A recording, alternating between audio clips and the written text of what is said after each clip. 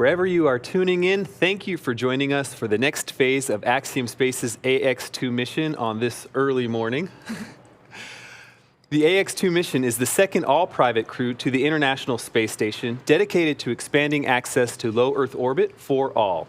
You're watching the live approach and docking coverage of the Ax-2 mission as NASA, SpaceX, and Axiom Space begin close proximity operations with the International Space Station. Hello, I am Duke Brady, a multimedia specialist with Axiom Space, and with me is Kate Tice, Quality Systems Engineering Manager here at SpaceX. Our four-person Axiom crew will experience 10 days on orbit, 8 days on board the ISS. This webcast is a joint broadcast between NASA, SpaceX, and Axiom Space as we will walk you through the events of Dragon approaching and docking with the ISS and carry our coverage through to the welcome ceremony that awaits the crew once they are on board the International Space Station.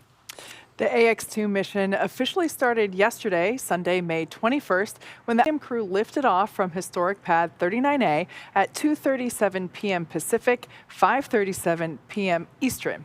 The crew inside Dragon spacecraft is now in position to begin approaching the International Space Station. Now let's check in with the teams at Johnson Space Center who are actively monitoring Dragon Freedom's progress. Good morning, Kate and Duke, and welcome to the International Space Station Flight Control Room. I'm NASA's Leah Cheshire, and Dragon has been chasing down the International Space Station for almost 14 hours now since that launch yesterday, and we are just seconds away from the approach initiation burn. Now, the approach initiation burn is going to bring Dragon up about 400 meters below the International Space Station, so about a quarter of a mile. And it's also, and we just heard the call, that the AI burn has begun. We're probably going to hear some chatter between the crew and the ground here throughout the morning.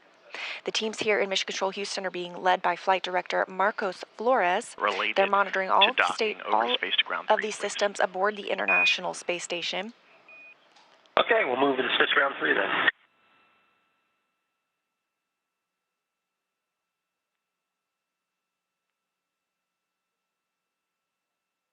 And to the right of Marcos Flores is our Capcom, Justin Cartledge. He is working with the teams aboard the International Space Station, speaking with the astronauts there.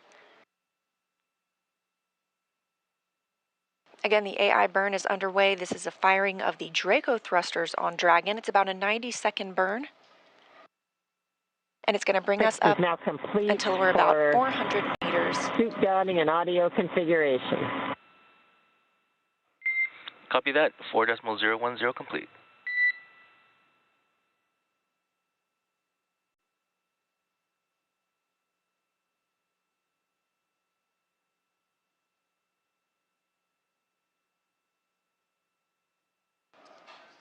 That call from Commander Peggy Whitson aboard Dragon that they are now in their suits and they have good comm checks.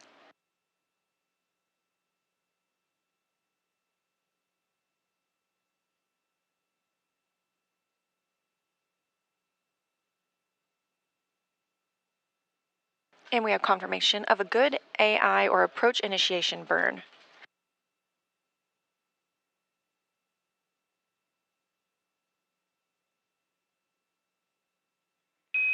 Dragon Again, that SpaceX approach on the big initiation. loop. We had nominal AI maneuver completion.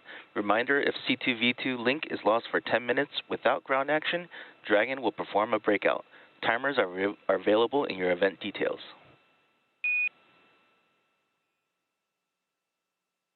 And Dragon copies. And Dragon SpaceX on the big loop. Let's try this again. 144K bidirectional link is established. Change your PTT destination to ISS and then initiate comm check with SpaceX, Houston, and station.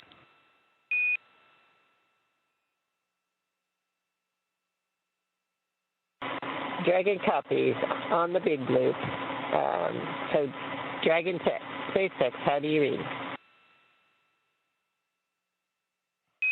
And Dragon, I believe you still have ground set elected to your PTT.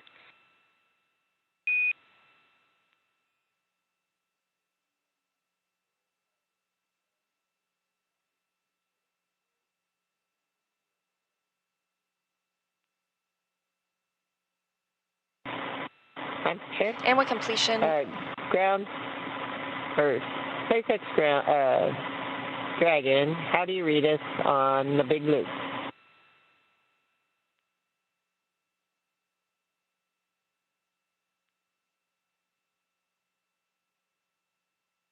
And Dragon SpaceX on Dragon and Ground, if you could Okay, switch seat to the PTT of ISS. Yes, my bad. SpaceX Dragon on the big loop now for seat 2. How do you read? And I have you 5x5 on the big loop. Excellent. And Station Dragon on the big loop. How do you read? Dragon Station has you loud and clear. Looking forward to seeing you guys. Likewise. And Houston Station on the big loop. How do you read?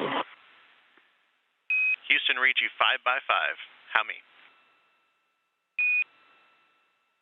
We have you loud and clear as well.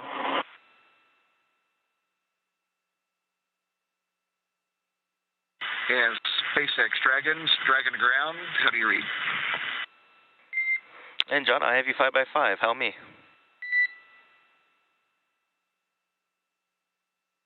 Sounds good, thanks.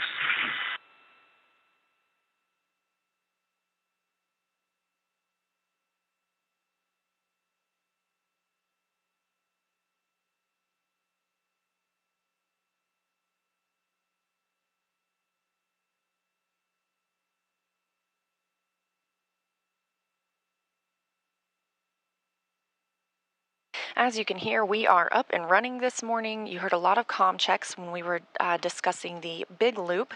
This is a loop created so that the space station, Dragon, and the teams on the ground in Hawthorne and here in Mission Control Houston can all communicate on the same loop. Our Cronus flight controller set that up this morning. And Dragon That means SpaceX on Dragon to ground for suit leak checks.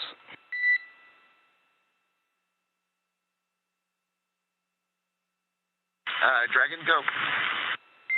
Hey John, you have a go to perform 4.011 to start your suit leak checks.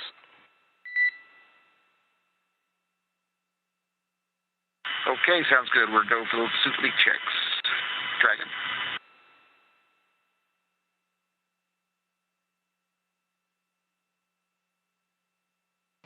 The Ax-2 crew members are already in their suits this morning. And we did, at the start of today's broadcast, just have completion of the approach initiation burn. Dragon is now about 400 meters below the International Space Station. It has also passed into the approach ellipsoid. We call that the AE. That's an imaginary shape measuring a 4 kilometer by 2 by 2 kilometer, essentially a large 3-dimensional oval. This means Dragon is on a 24-hour safe on Dragon trajectory. Ground, low priority.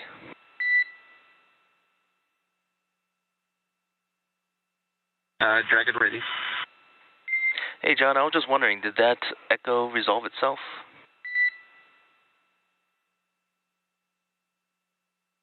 Yes, sir. You're crystal clear now. Thank you very much. That's good to hear. Thanks.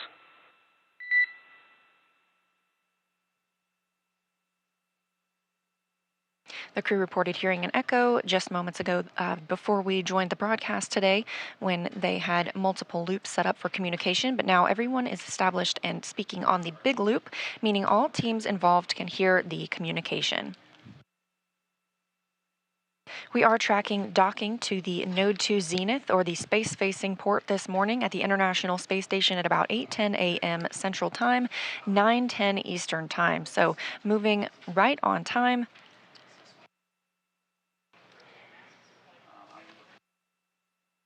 Now 14 hours and 2 minutes since launch yesterday afternoon. SpaceX Dragon to ground. We're ready to pressurize at 2.2.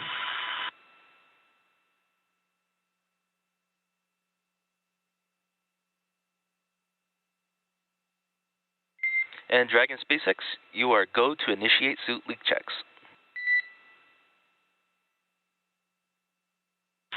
Dragon copies.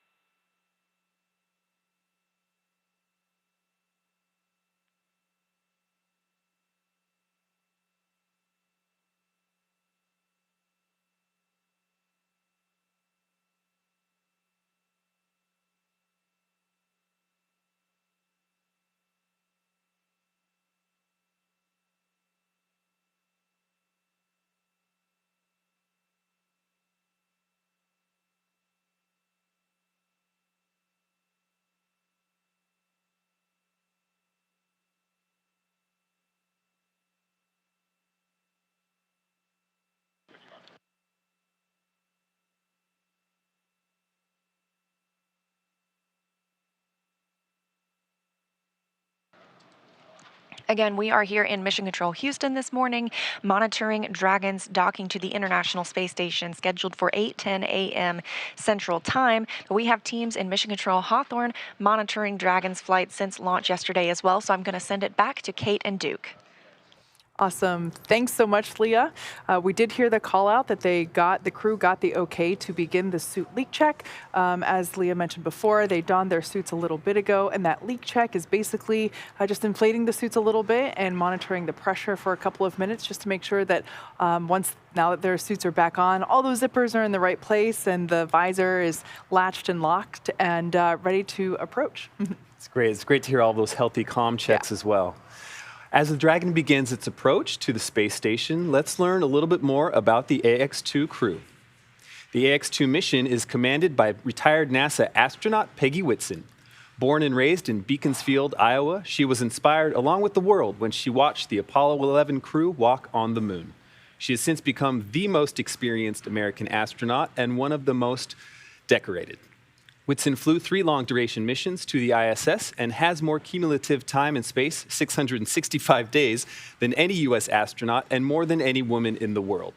She has conducted 10 spacewalks with over 60 hours out in the vacuum of space and has performed hundreds of research experiments on board the ISS.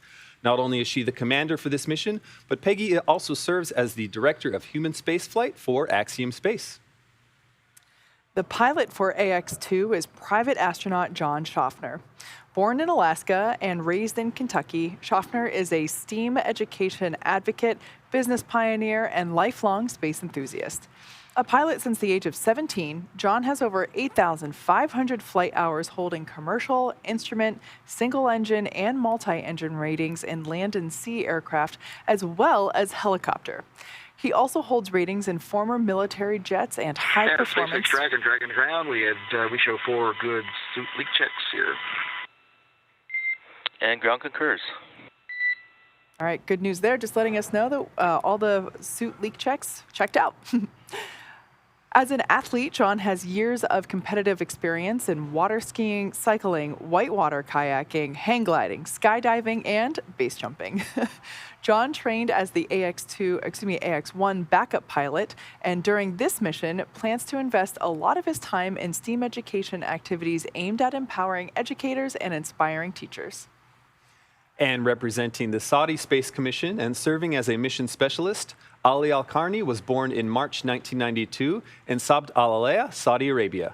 Ali is fluent in English as well as his native Arabic, and as an Air Force captain, Ali has 12 years of experience flying on multiple aircraft, primarily on the F-15SA in service to the Royal Saudi Air Force. Ali graduated with a Bachelor of Aerospace Science degree in 2013 from King Faisal Air Academy in Riyadh, Saudi Arabia. Also representing the Saudi Space Commission and serving as a mission specialist, Rayana Barnawi was born in September 1988 in Jeddah, Saudi Arabia. Rayana has a master's degree in biomedical sciences from Al Faisal University in Riyadh, Saudi Arabia, and a bachelor's degree in biomedical sciences from Otago University in Dunedin, New Zealand. She is fluent in English and Turkish as well as native Arabic. She has been a research lab technician since 2013 in the Stem Cell and Tissue Reengineering Program at King Faisal Specialist Hospital and Research Center located in Riyadh, Saudi Arabia. And there you have it, the Ax-2 crew. This is a fantastic, wonderful group of people who have spent months and thousands of hours preparing for this moment.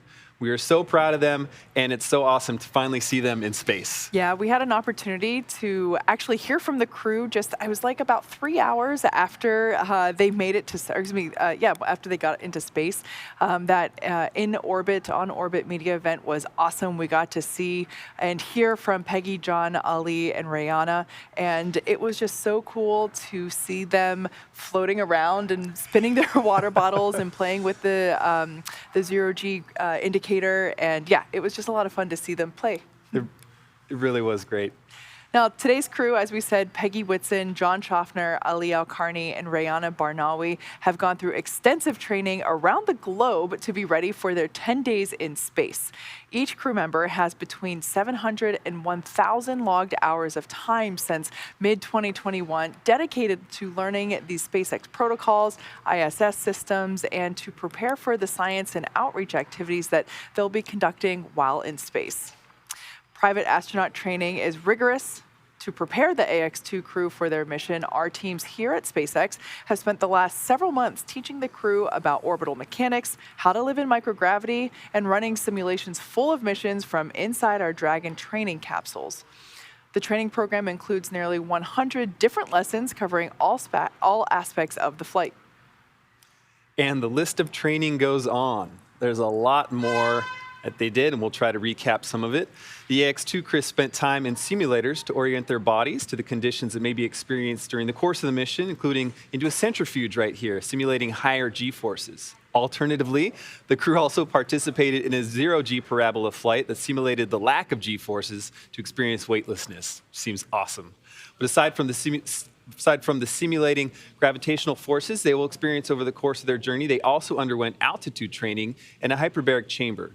This training simulates high altitudes where oxygen levels are low, and the crew uses this to identify how their bodies respond to hypoxic situations, as well as recognizing those effects in their crewmates. To be ready to spend 8 days on board and working on the International Space Station, they've spent time learning from mission controllers, experts in safety and emergency ISS procedures, as well as the essentials to living on board the orbiting laboratory. Things like how to heat up your food, where to find all the equipment you need, etc. The goal is to be able to confidently complete every task on their timeline, but to also be contributing members of the space station as a whole as other astronauts carry out their duties. And to that end, this crew will be working in areas on the ISS that are owned and operated by other countries. So the crew traveled to Germany and Japan to be qualified on those systems. The European Space Agency's Columbus module was in Cologne, Germany, where they trained on systems and operations for daily tasks, as well as responding to contingencies. Separately, to qualify for the Japanese Exploration Module, or GEM, the crew traveled to Tsukuba, Japan to learn from the instructors from the Japan Aerospace Exploration Agency. As you can imagine, international collaboration is a constant throughout this mission. So it's one thing to learn the systems of ISS, but it's just as important to understand how to live and work as a team in a shared space. And so the team spent 5 days training in the Human Exploration Research Analog, or HERA, at the Johnson Space Center.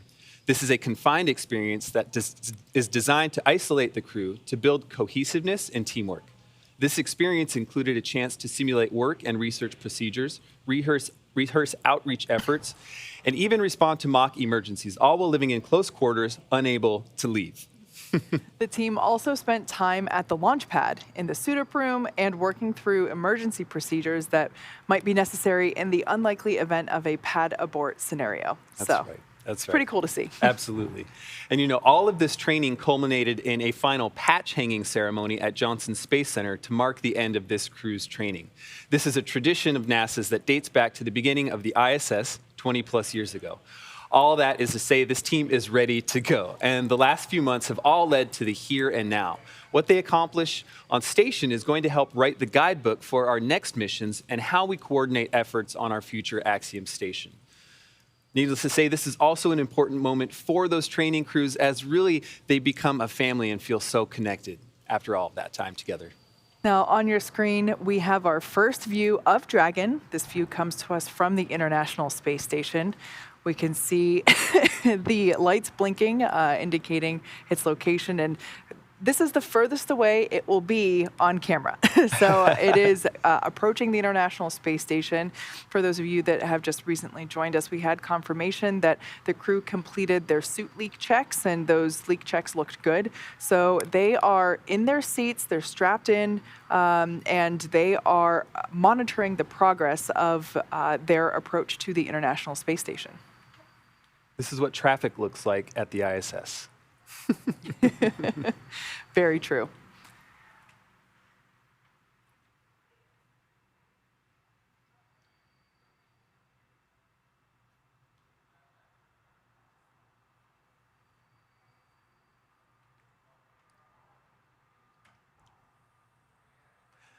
There's no doubt that the incredible efforts of thousands of folks across NASA over the last 2 decades have set the stage for what is possible in low Earth orbit.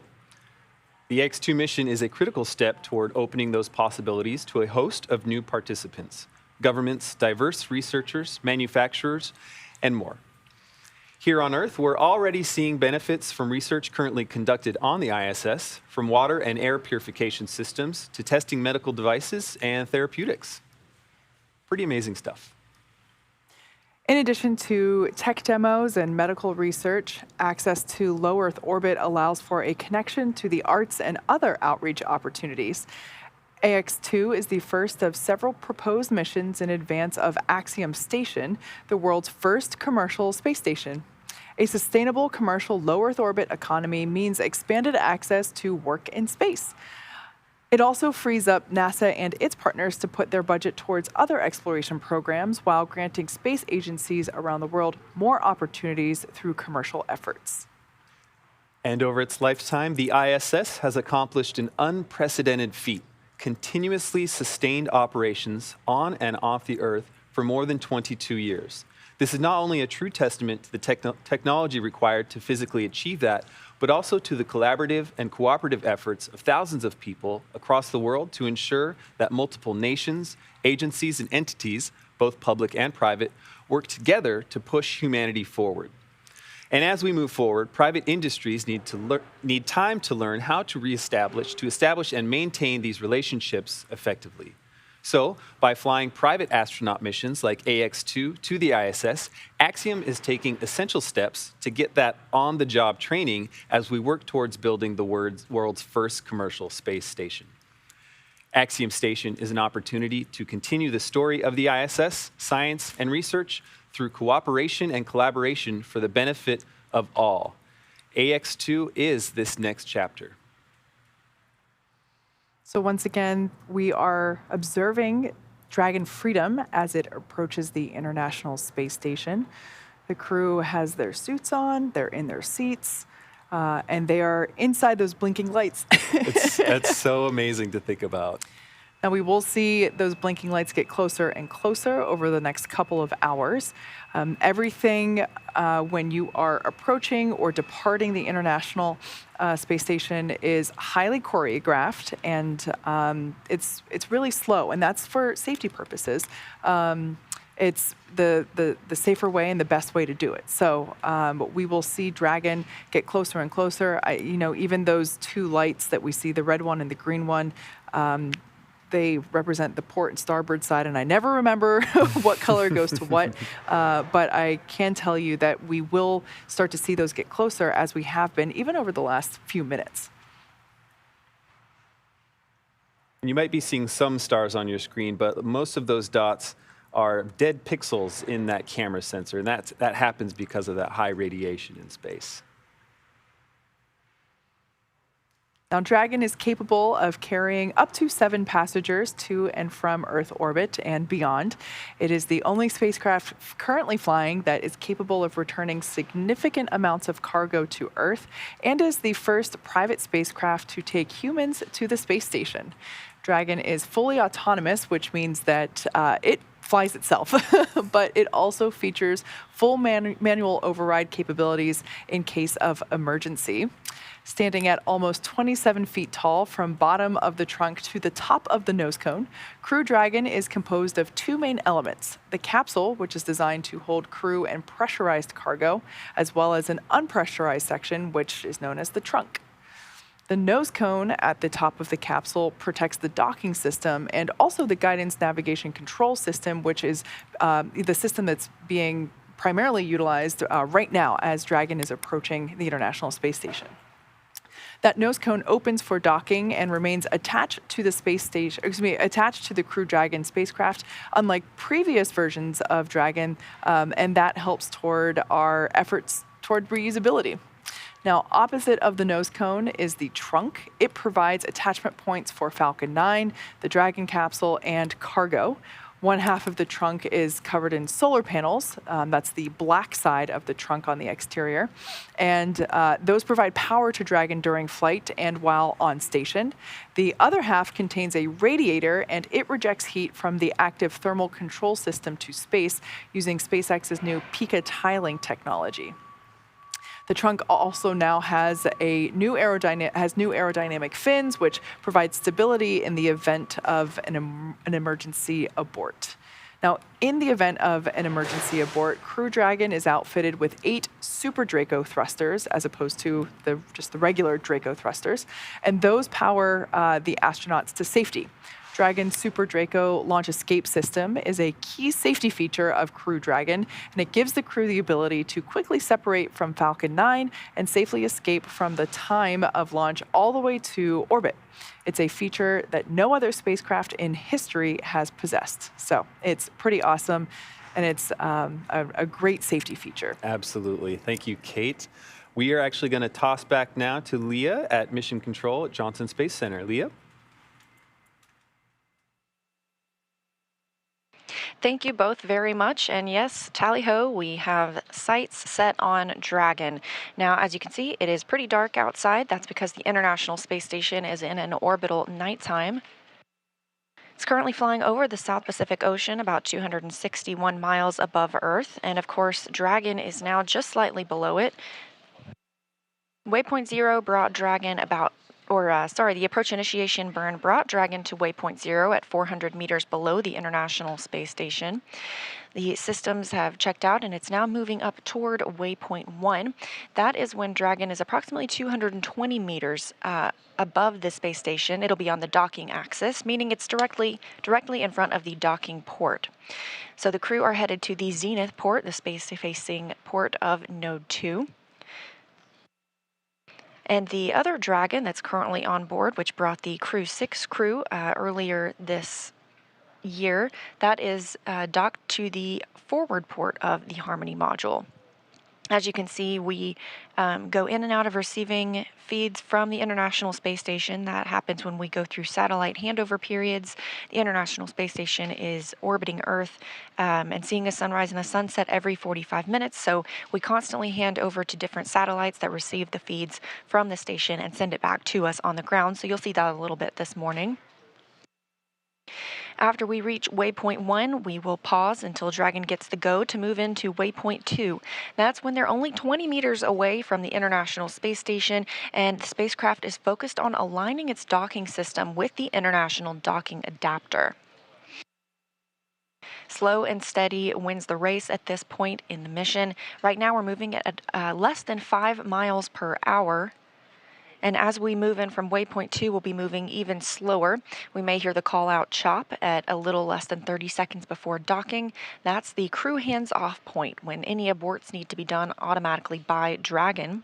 And of course, we are tracking docking to come in at about 8:10 a.m. Central Time this morning. The crew are in their suits. They have completed good suit leak checks, everything continuing to move along very smoothly today.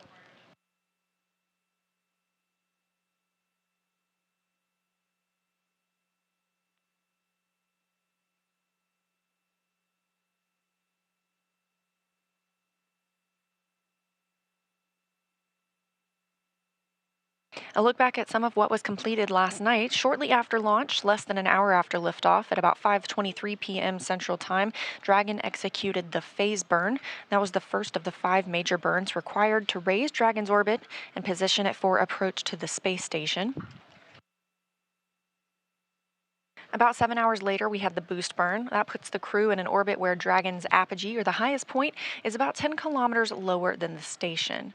After that, we executed the close co-elliptic burn at 12:51 a.m. Central Time.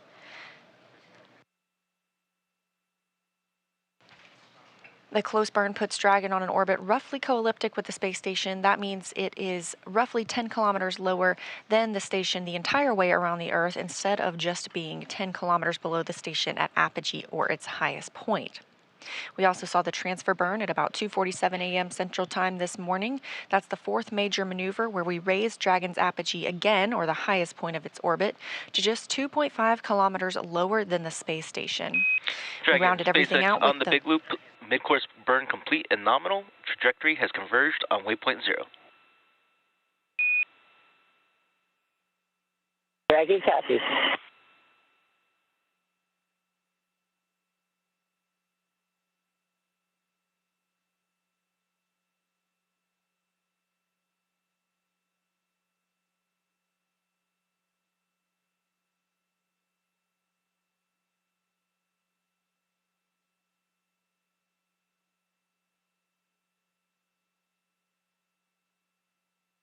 And we just heard confirmation of a good mid-course maneuver. That's about halfway through the journey to waypoint 0 to make sure Dragon is positioned right under the station, again about 400 meters below. So confirmation that they did indeed conduct a mid-course maneuver this morning, and everything continues to look good for Dragon. We are in integrated operations. This happens when Dragon gets closer to the space station, specifically when they enter the approach ellipsoid, that 4 by 2 by 2 kilometer invisible boundary around the International Space Station. This helps us govern all arriving and departing visiting vehicles, whether they carry cargo or crew.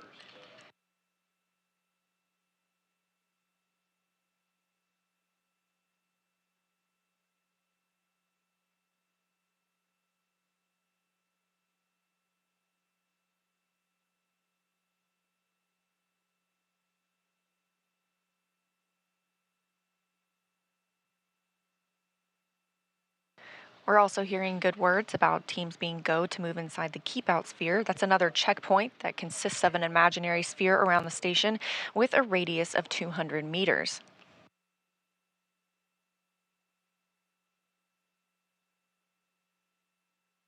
The keep out sphere carries a similar requirement on the orbital trajectory that if Dragon were to somehow lose control of its thrusters, the space station would be safe for 4 orbits or about 6 hours. However, everything looking good on Dragon this morning. Again, we're in an orbital nighttime. This view coming from the International Space Station as we are tracking Dragon and its approach to the orbiting laboratory.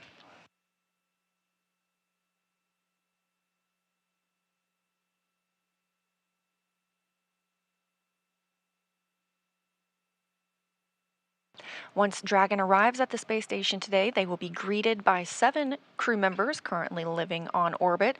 That includes NASA's Frank Rubio, Steve Bowen, and Woody Hoberg, Sultan Al Nayati of the United Arab Emirates, and Roscosmos cosmonauts Sergei Prokopyev, Dmitry Petelin, and Andrei Fedyaev. That'll bring our crew up to 11 for the next several days. We are looking at about an 8-day docked mission for the Ax-2 crew, about 10 days in orbit in total.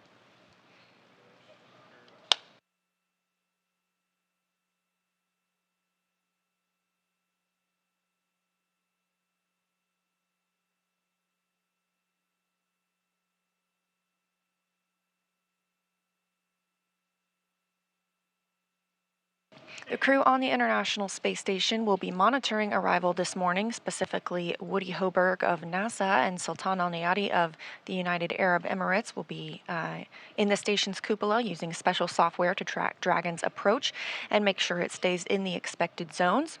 Once Dragon is docked, Hoberg will be our prime to start those hatch opening operations.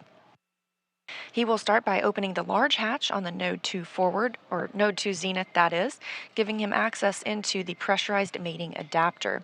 They'll then pressurize the vestibule, and that's the small space between the hatches on the Dragon and space station. Of course, the vestibule is exposed to vacuum prior to docking, Houston, so the crew... on the big loop, Dragon range is approximately 1,000 meters. Monitor long-range approach per steps 1 to 4. In 1.102, Dragon approach and retreat monitoring. ISS crew is now primed for vehicle approach monitoring.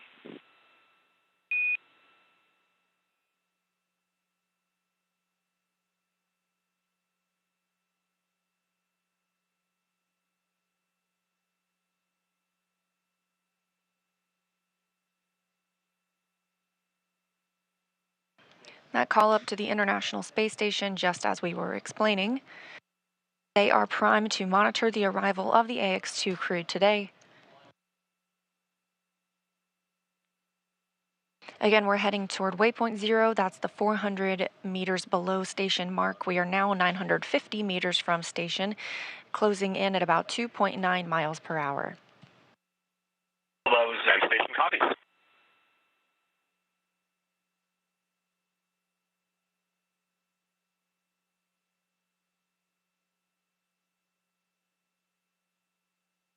So once we dock at approximately 8:10 a.m. Central Time, it takes about 2 hours to pressurize the vestibule, the space between the hatches. Flight controllers here in Houston will monitor and verify the pressure readings to make sure that everything is Dragon leak-free SpaceX before we on get the big ready. loop for approach setup.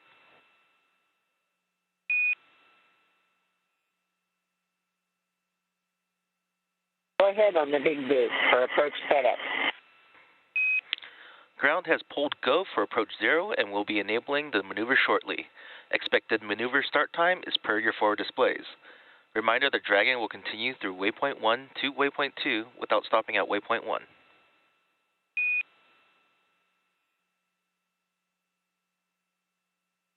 We copy. Go expected shortly, passing through 0 to 1. Good to be back.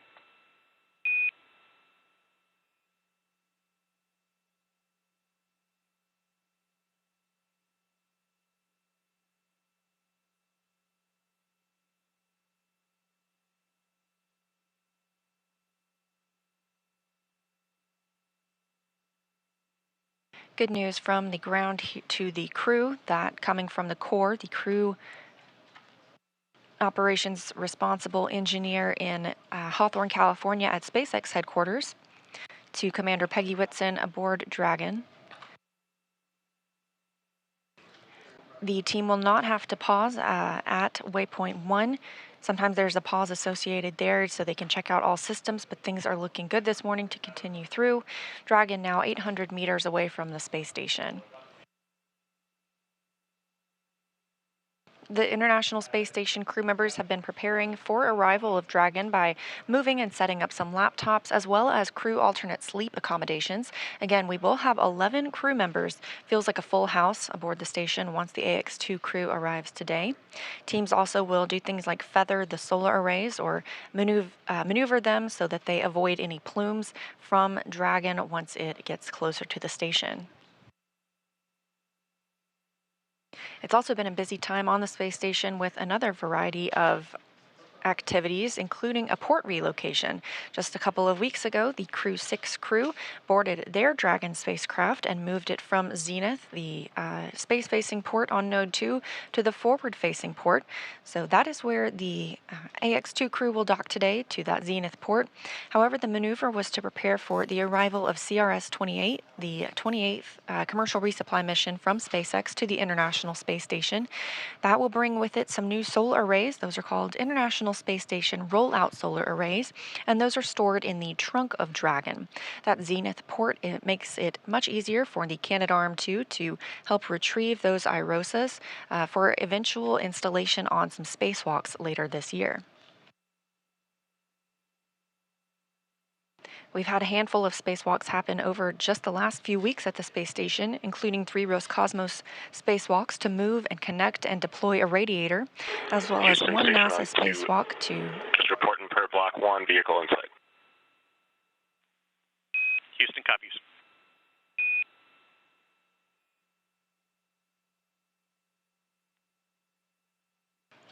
We have recently had a spacewalk to prepare for those upcoming solar array installations.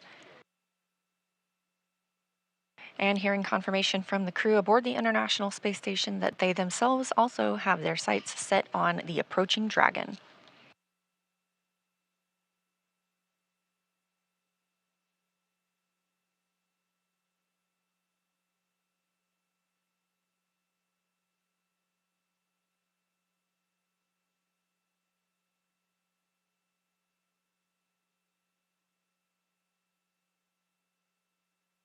Ahead of arrival of the crew today, the space station crew are moving through their morning, including preparing the Node 2 area for docking and hatch opening, as well as getting the required exercise for the day. And here we have a new view of Dragon approaching the space station from the International Space Station itself. Again, we are looking at docking exactly an hour from now at 8:10 a.m. Central Time. This view from the International Space Station while Dragon is still 630 meters away.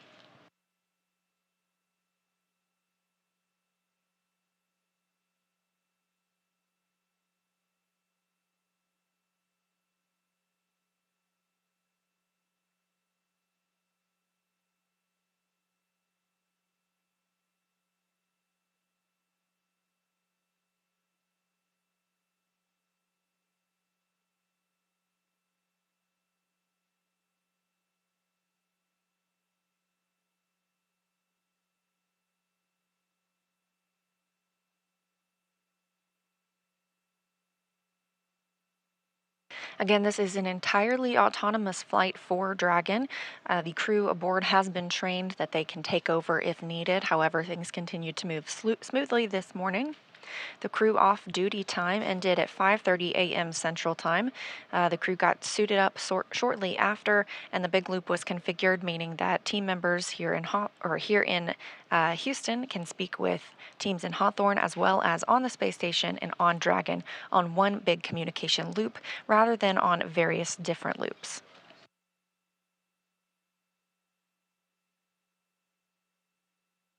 Being that it is an autonomous flight, NASA astronaut Woody Hoberg and Sultan Al Nayati of the United Arab Emirates will be in the cupola just to monitor the arrival of Dragon. They can also send commands to the capsule if needed, but that's not anticipated.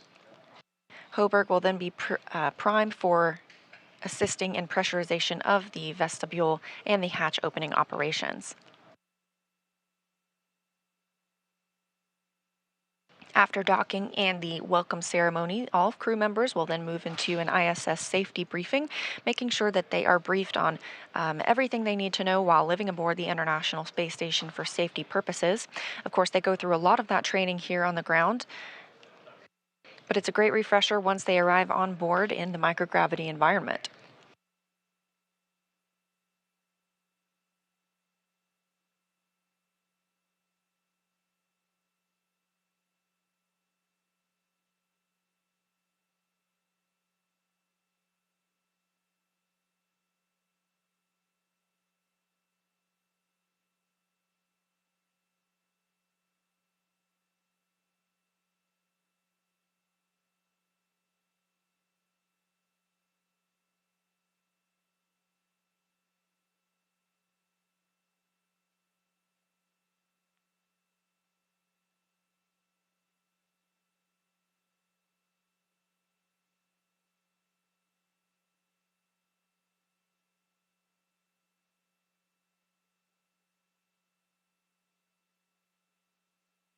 You might have seen a little bit of lighting change.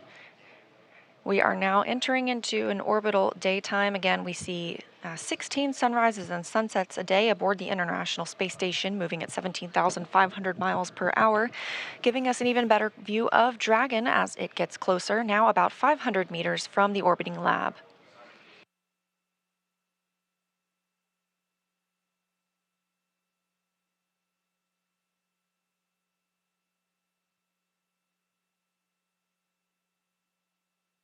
The space station and Dragon are now flying about 270 statute miles just west of Chile.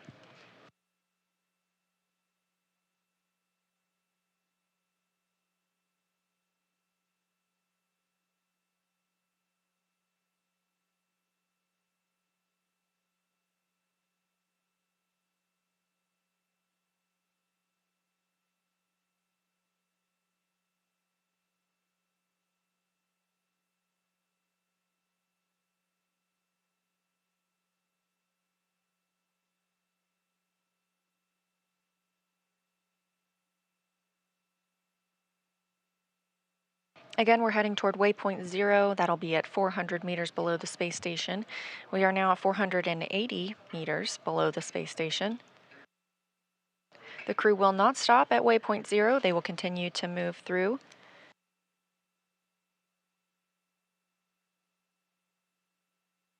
Once they make their way to waypoint 1, There will be a continued go, no go to allow Dragon to begin its approach to waypoint 2. That's located inside the keep out sphere about 20 meters away from the space station. We do not have to hold at waypoint 1. All of the systems have checked out, and so we have that opportunity to continue moving toward waypoint 2. However, we do conduct a hold at waypoint 2 just to make sure Dragon is completely aligned with the international docking adapter on the Node 2 Zenith or space-facing port.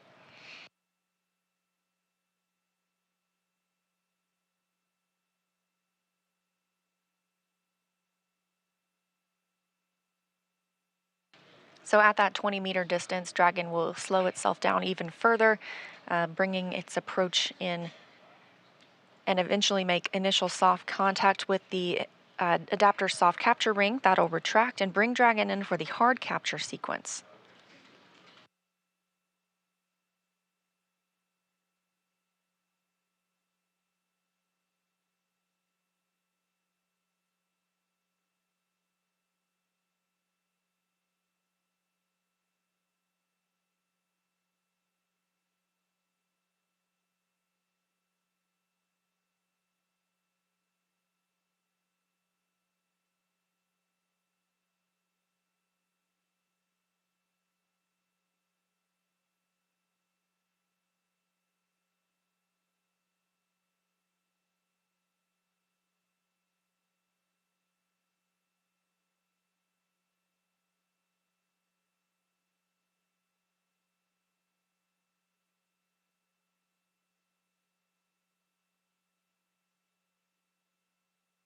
Now less than 450 meters away from the International Space Station. Again, we are in integrated operations with teams here in Mission Control Houston monitoring Dragon's approach to the International Space Station, along with teams in Hawthorne, California.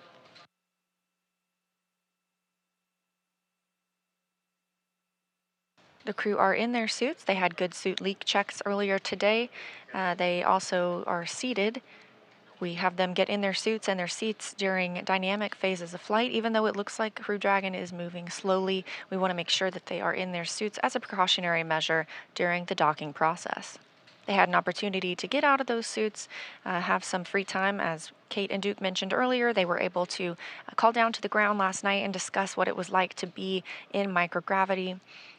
They also had a chance to get some rest, maybe eat some meals, and then eventually their crew rest time ended at 5:30 a.m. Central this morning.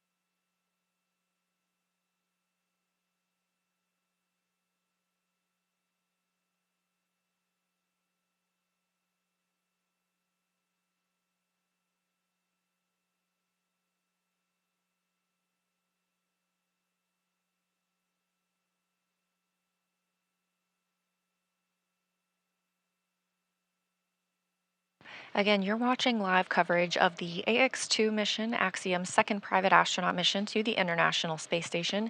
These are not NASA astronauts arriving aboard Dragon today. One of them, however, is a former NASA astronaut, Peggy Whitson. This is her third spacecraft to fly on. She joins a small elite group of astronauts who have flown on 3 separate spacecraft. She has flown on the Space Shuttle, on the Roscosmos Soyuz, and now on Dragon.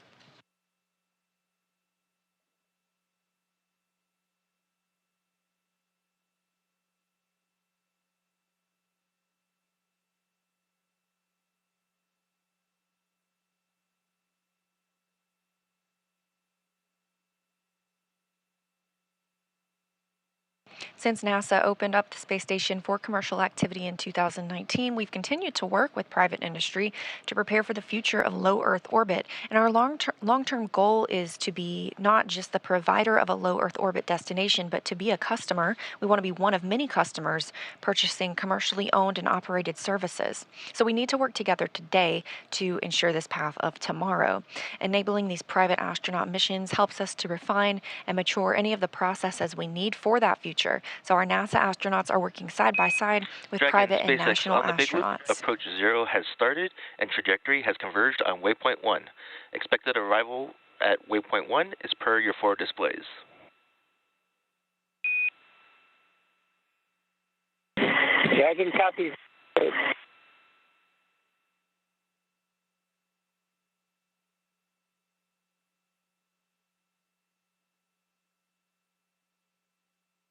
Again, we have reached waypoint 0, that 400 meters directly below the International Space Station. Coming up, we are going to move from waypoint 0 to waypoint 1, pausing at that distance of approximately 220 meters, putting Dragon on the docking axis, meaning it's directly in front of the docking port.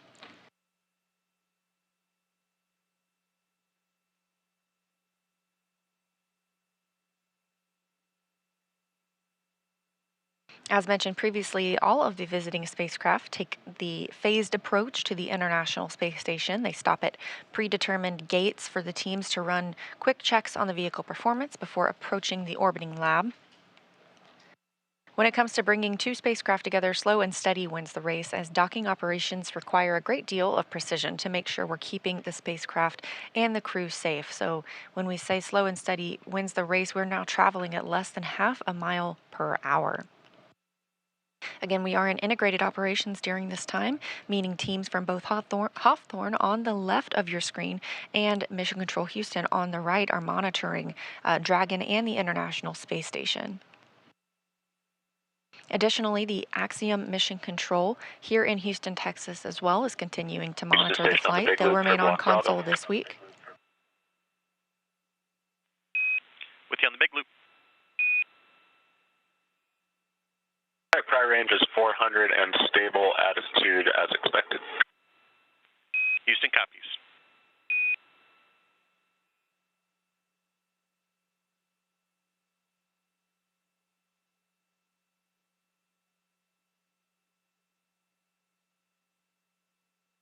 The Axiom team will work with the Ax-2 crew aboard the space station this week to ensure all of the payload operations that they'll be conducting, as well as any of their downlinks with team members on the ground, as well as media and potentially some STEM outlets will be executed smoothly.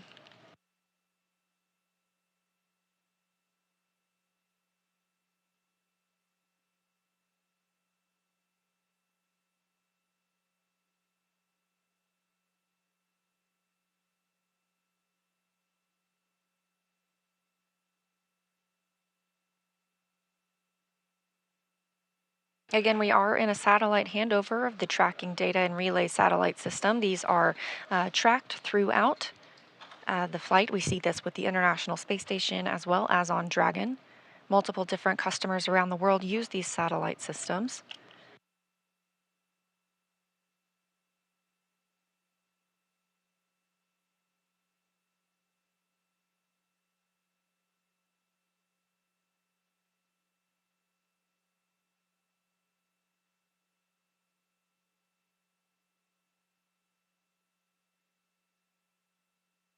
All 7 crew members currently aboard the International Space Station, currently moving about their day, some of them exercising, some enjoying their midday meal. Others are working on various payloads and scientific research aboard the International Space Station.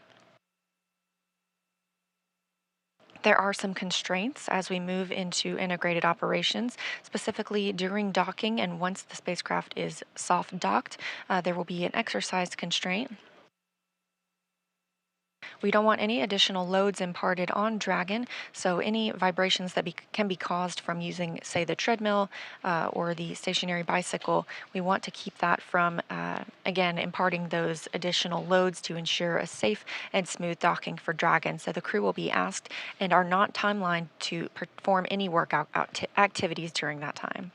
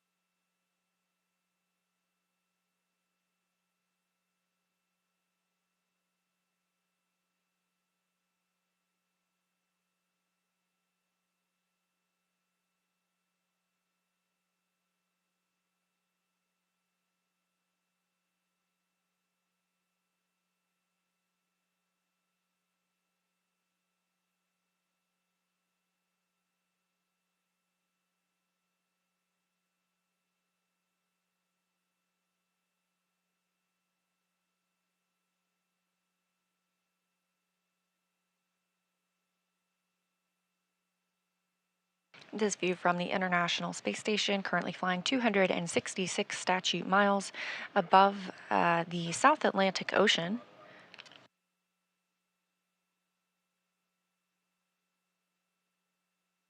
Dragon is about 400 meters away from the space station. Again, we reached waypoint 0 and have the go to move to waypoint 1, which will put us 220 meters from the space station above the docking on the docking axis above the Node 2 zenith port. After we reach waypoint 1, we'll move into the keep out sphere. That's the 200-meter sphere with a radius of 200 meters around the International Space Station. Again, this is an invisible boundary, but helps us monitor all vehicles that arrive and depart the orbiting laboratory.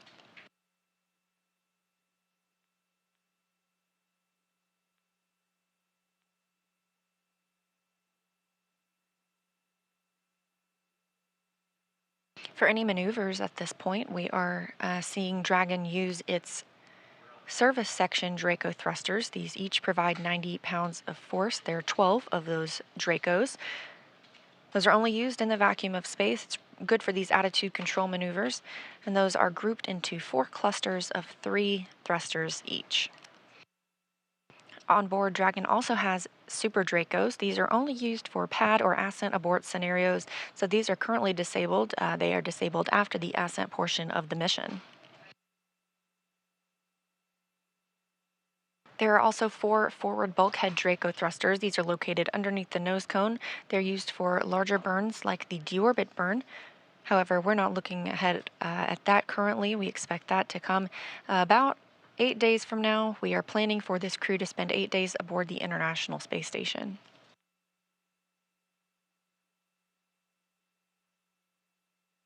Also located underneath the nose cone is the docking hatch. This is the portion that will dock to the International Space Station and the hatch that crew members will use to float in and out of Dragon.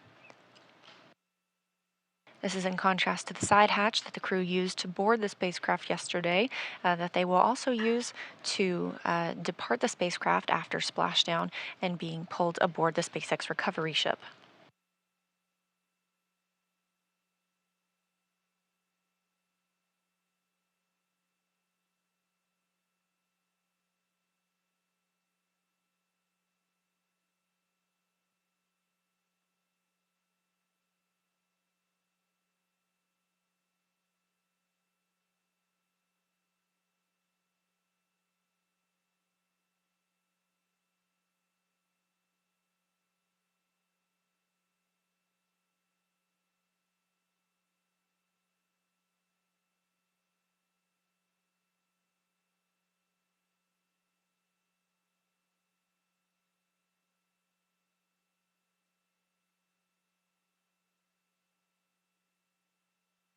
Pretty quiet here in Mission Control Houston, as well as obviously aboard Dragon and the International Space Station, as this is a fully autonomous flight, and everything continues to go well for Dragon and its arrival this morning.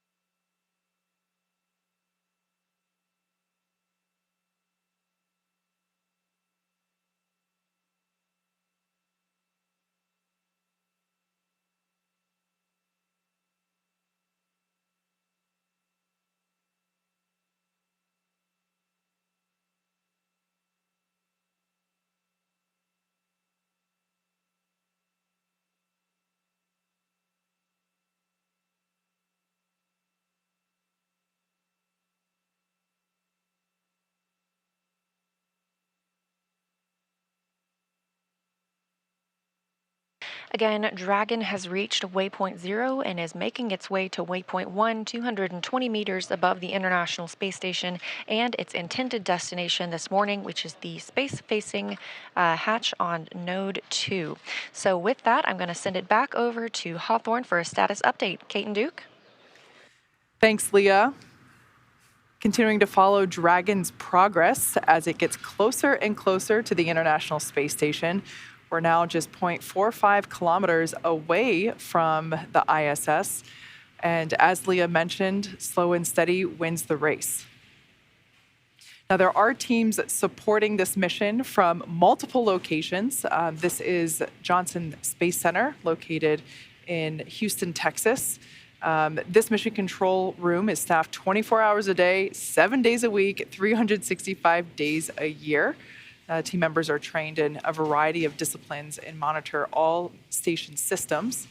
In addition to this control room, we have the mission control room here at SpaceX headquarters in Hawthorne, California. That's the view there on the left-hand side of your screen.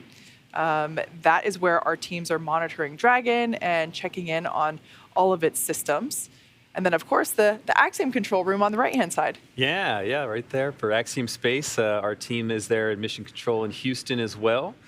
It's pretty fantastic. From this secure facility, we have live access to all the voice, video, and data from the ISS and can work alongside their NASA counterparts to run on-orbit operations and monitor every aspect of the mission in real time.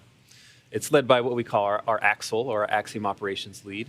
And there are various positions around the room for research, communications, medical, integration, stowage, timeline operations, etc. It's a pretty significant step in our journey as a company to expand access to low Earth orbit, as it's only the 12th ground segment partner for the ISS program. So through this facility, we are enabling our customers in the global community a front row seat to the work being done on station. So as you can see, lots of people supporting this mission from all different locations. It really is a team effort to execute these integrated operations successfully. And part of the reason is, as you can see, it's not just the 4 crew members that are inside Dragon Freedom right now approaching the space station.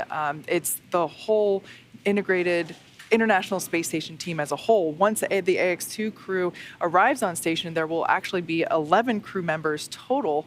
And it's going to be pretty exciting. Like Leah said, a full house.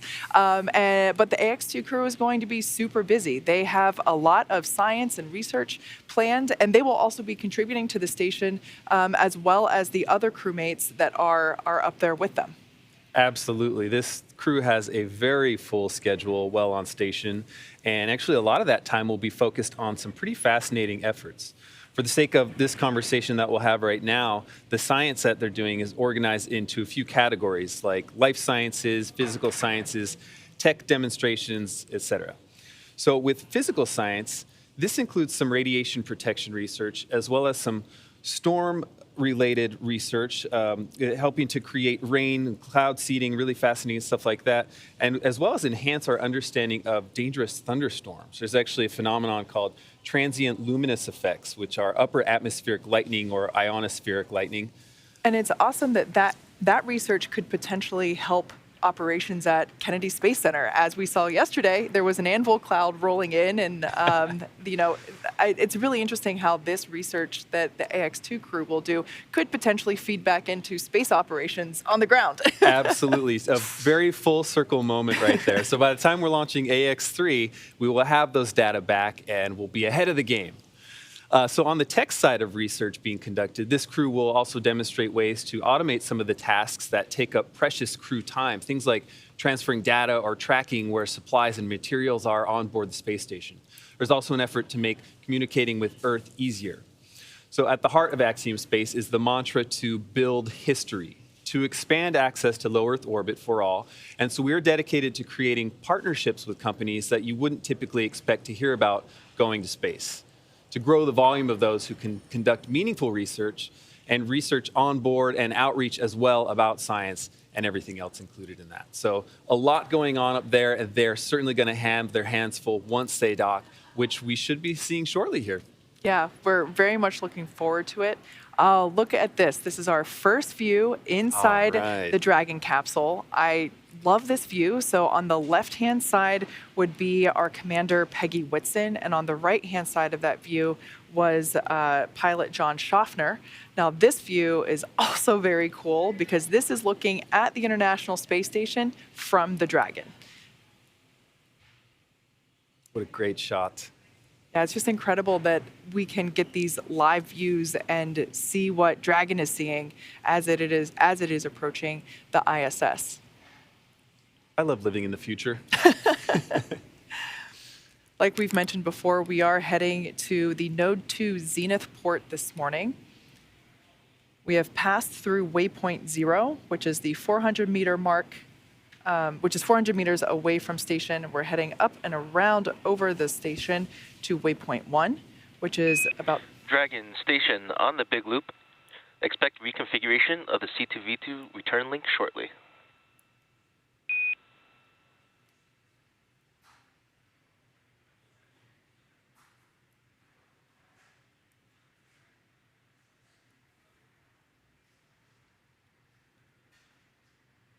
Dragon copies. Station copies. So that was SpaceX core David Huang just letting the crew know of this upcoming event, referring to C2V2, which is the common communication for visiting vehicle. And that's basically just the link for the visiting vehicle, in this case, Dragon Freedom. But yeah, this view is over the shoulders of our commander and pilot. And I love that you can see what they're seeing. In the center, we can see that they are following along with the upcoming events. The views on the far left and far right panel will illustrate which thrusters are firing when. So I don't really see any, we can see a little bit of light flashing. So if you look at the far left panel and the upper right-hand corner, we saw some illumination there indicating that the Draco thrusters were firing. And one thing that I love about our views as we get closer to the International Space Station, the views that we will get from the ISS looking at Dragon, we should actually be able to see those Draco thrusters firing as Dragon is autonomously steering itself toward that Zenith port.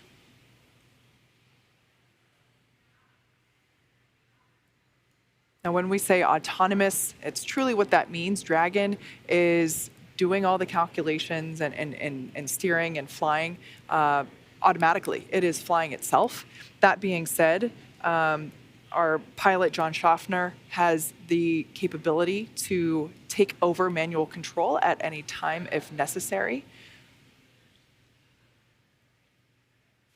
But it is incredible to be able to see what they're seeing. Oh, in that view on the left-hand side there, we can actually see those thrusters, as I mentioned. It almost looks as if Dragon is like spitting out a little bit, and it's just really cool to be able to see that propulsion system in action as Dragon is flying itself to that Zenith port. And I love it with those two views that we just had because it's Dragon looking at Station as well as Station looking at Dragon, which always kind of reminds me of the Spider-Man meme of them pointing at each other. It's a very meta moment. In that image on the right, you see our Commander Peggy Whitson on the left, pilot John Schaffner on the right, and out of frame our mission specialists Rihanna Barnawi and Ali Al-Karni. Likely also monitoring all these events. Everyone on board this Dragon is probably very, very anxiously awaiting this moment of docking.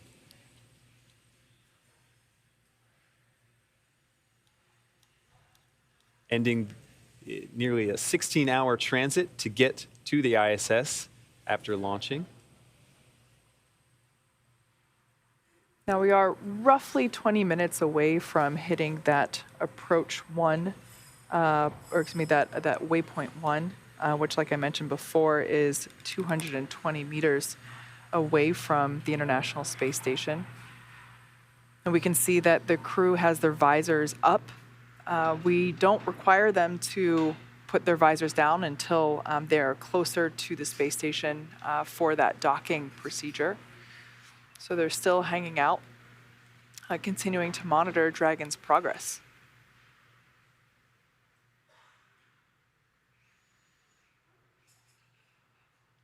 As we said before, once the 4 Axiom 2 crew members get on station, they're going to be there for 8 days, and they're going to be very busy. When you're on station, your schedule is packed with science and research, sleeping. Your sleep periods are scheduled to ensure that everybody's getting appropriate rest, your meal times, and then, of course, you have to build in some exercise time as well. But yeah, the crew will be very busy once they get on station. So these final moments before they actually arrive might actually be very calm and restful because, like we said before, the crew right now, they are monitoring, they are keeping an eye on Dragon systems, and of course keeping in contact with the integrated operations teams from all 3 mission control centers that we mentioned before. Once again, this is a live view of the International Space Station from Dragon. It almost looks fake. It's so clear and beautiful.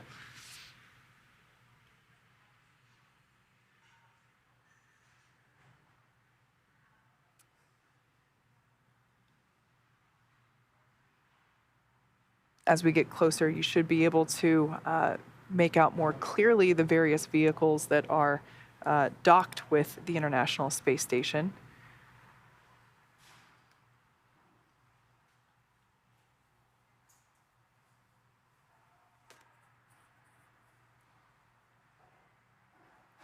Once we get closer, I definitely want to keep an eye on to those various ports. As we mentioned, we did a port relocation maneuver for the Crew 6 capsule. Dragon Station on the Big Loop. C2V2 link reconfiguration complete.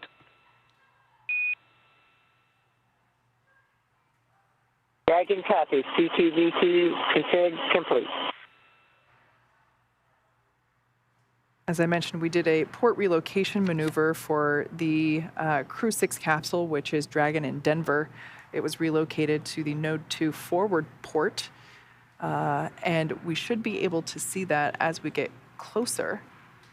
And I just love it when there is a Dragon capsule getting a view of another Dragon capsule that is on station. We had that view during the Crew 6 docking, if I remember correctly. So this is a live view coming to us from the International Space Station of Dragon Freedom as it approaches.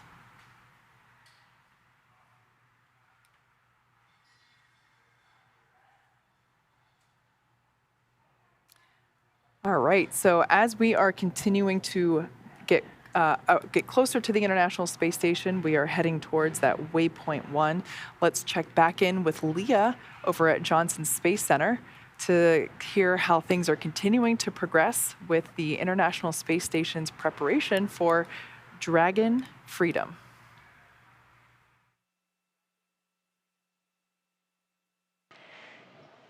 Hi, Kate. Hi, Duke. Thanks for carrying us through a little bit of that. And yes, that's no moon. That is Dragon approaching the International Space Station. As you heard, we've reached waypoint 0, that 400 meters away from the space station. We're just a little bit below that now. But as you can see, we've made quite a bit of movement. Our previous view of Dragon had the Earth in the background.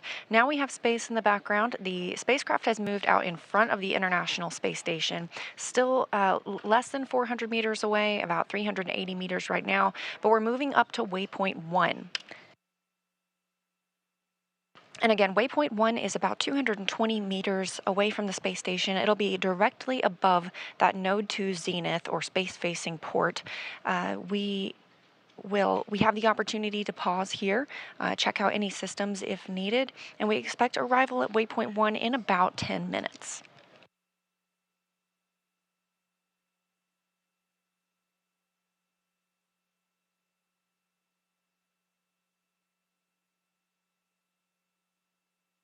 Once Dragon reaches waypoint 1, the next stop is waypoint 2.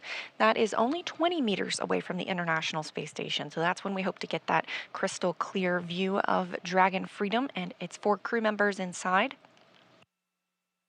We do conduct a hold at waypoint 2. This is to make sure that we are properly aligned with the docking target on Node 2, also known as Harmony. After reaching waypoint 2, Dragon will slowly but surely move in and dock with that port, conducting a soft capture first before the hooks begin to drive and complete a hard capture. Then it takes about 2 hours until Dragon hatches are ready to be opened and the 4 new crew members make their way aboard the space station.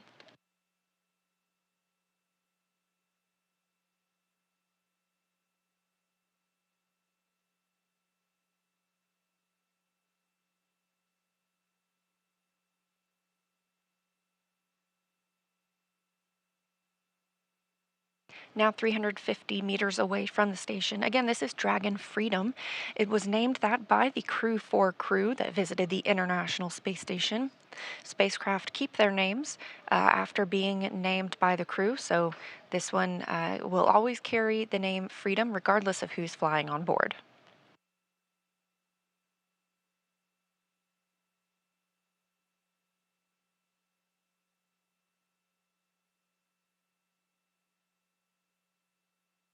On the International Space Station side, things continue to move smoothly. Again, we have NASA astronaut Woody Hoberg in the cupola along with UAE astronaut Sultan Al-Nayati. They're monitoring Dragon's approach. It is a fully autonomous flight for the visiting spacecraft, meaning there is no action required on part of the crew. However, they do have the ability to take control if needed, as well as the crew aboard the space station can send commands to Dragon to retreat if necessary. But we're not expecting any of that this morning as things continue to move smoothly, now 330 meters away from the orbiting laboratory. On the space station side, the solar arrays have been configured. Again, teams here in Mission Control Houston will command the solar arrays into a position, we call it being feathered.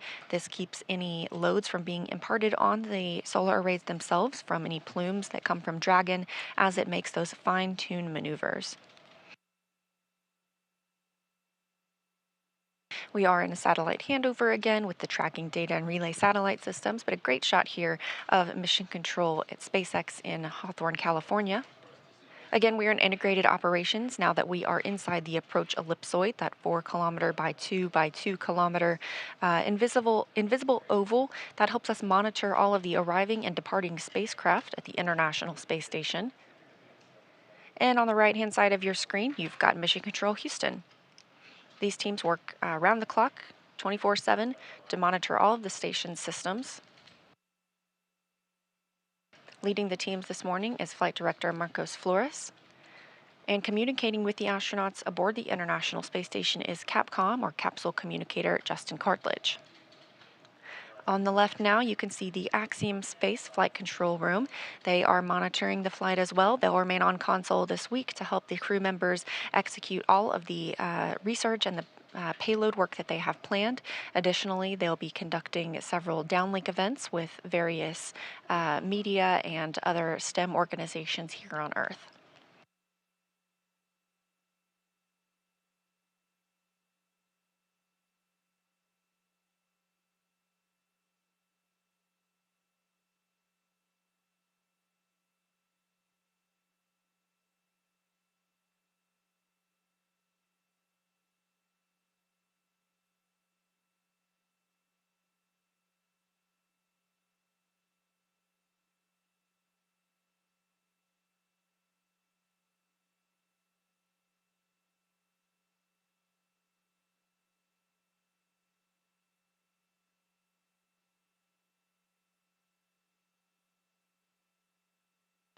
Now just 290 meters away from the space station and closing in.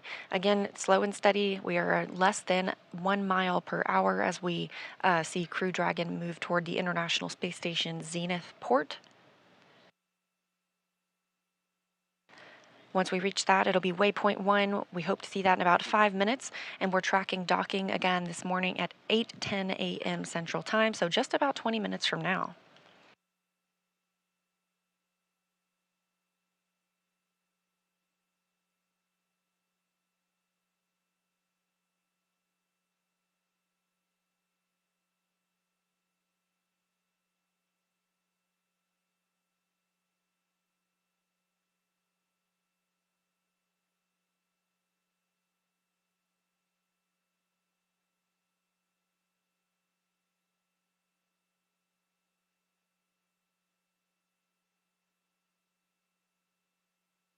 So look back at what has brought Dragon to this point. Less than an hour after liftoff last night at about 5:23 p.m. Central Time, Dragon executed the phase burn. This was the first of those 5 major burns. This raised Dragon's orbit using the Draco thrusters, and about 7 hours later we had the boost burn. This put our crew in an orbit where Dragon's apogee, or the highest point of its orbit around the Earth, is 10 kilometers lower than the space station. After that, we execute the close co-elliptic burn, and this puts Dragon on an orbit roughly co-elliptic with the station. So it means it maintains that orbit about 10 kilometers lower than the station all the way around instead of just at apogee. The transfer burn occurred at about 2:47 a.m. this morning, Central Time. This is where we raise Dragon's apogee. Again, that's the highest point of its orbit to just 2.5 kilometers lower than the station. We want to make that co-elliptic one more time, so we round that out with the final co-elliptic burn. That was at 3:34 a.m. Central this morning, maintaining the constant orbit about 2.5 kilometers below the station. We also saw the approach initiation burn just at the start of today's broadcast. This really begins the final stages of Dragon's rendezvous with the station, and we started integrated operations between the Dragon control team in Hawthorne and the space station flight controllers here in Mission Control Houston. This approach initiation brought us up to waypoint 0. Waypoint 0 is 400 meters below the station. This is the first checkpoint during the approach. We have now entered the approach ellipsoid, that first boundary of monitoring the arrival and departure of visiting vehicles. Of course, we didn't even have to hold at that 400 meters. All of the systems checked out, and Dragon has continued its approach to waypoint 1. This happens when we are about 220 meters away from the space station. We're currently 240 meters away, so we're getting very close, and that 220 meters at waypoint 1 puts us on the docking axis, meaning it's directly above the docking port. So we're heading toward the zenith port of the International Space Station's Node 2 module, also known as Harmony. Currently docked to the forward port, we have Dragon Endeavour, which brought the Crew 6 crew. So once Dragon is only 20 meters away... on the big loop, approach 1 and soft capture ring extension will begin shortly. Dragon will continue approach to waypoint 2. Reminder that manual impulsive retreat recovery is not permitted.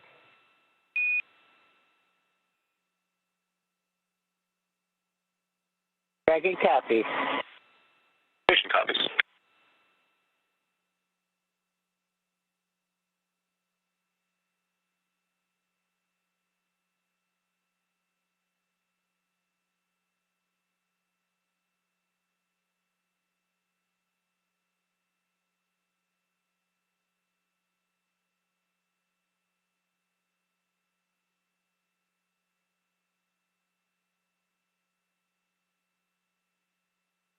And confirmation that the spacecraft has arrived at waypoint 1.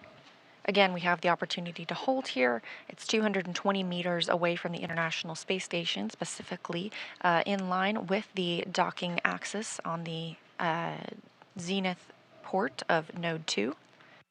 And you can see some of those thruster plumes coming from Dragon as it fine-tunes its approach using those service section Draco thrusters.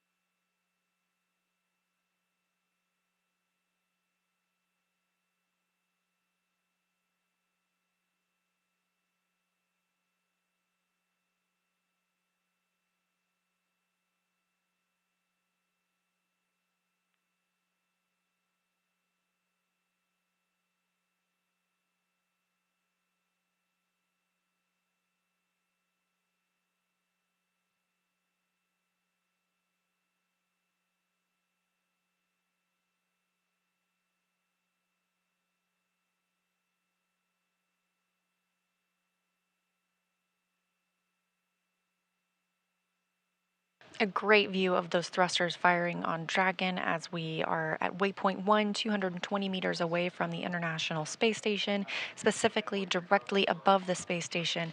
And inside Dragon right now, we have our 4 private astronauts, Peggy Whitson, the commander, pilot John Schaffner, Rana Barnawi, and Ali Arkhani. For Block Bravo. With you on the big loop.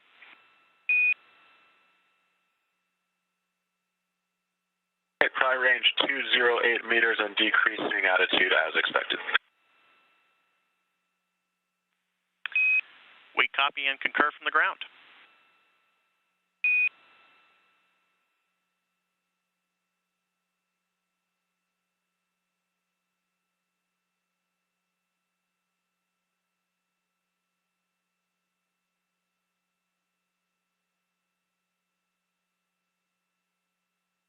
Beautiful view for a moment there. We have of Dragon, this courtesy of Cronus. Cronus flight controller here this morning is Brian Crisp in Mission Control Houston. Dragon's thrusters continue to fire. We are now less than 200 meters away from the space station. We have passed through waypoint 1 as well as the keep out sphere. And the keep out sphere is that 200 meter radius around the International Space Station, another invisible boundary that helps us monitor our arriving and departing vehicles.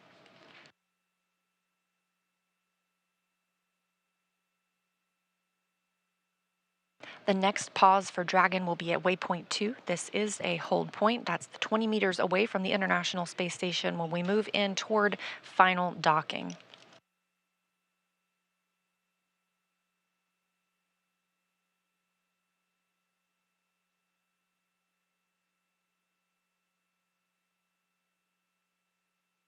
In this view of Dragon Freedom, you can see the hatch or the nose cone is opened and a good view of those 4 forward bulkhead thrusters. Those are used for the larger burns. We are now using the 12 service section Draco thrusters. These are for more fine-tuned attitude maneuvers, especially as we get closer to the International Space Station. The nose cone protects those thrusters as well as the docking mechanisms aboard Dragon.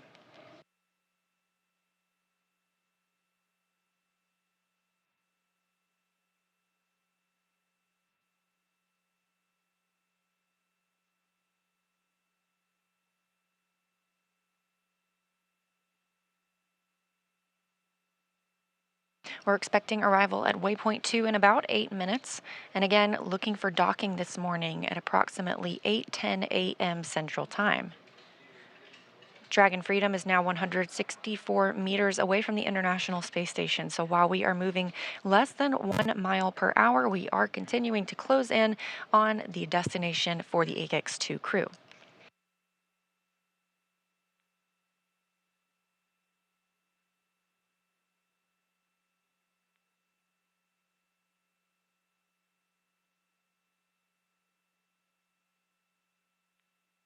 Apex Dragon on the big blue. Visors are closed for all 4 crew.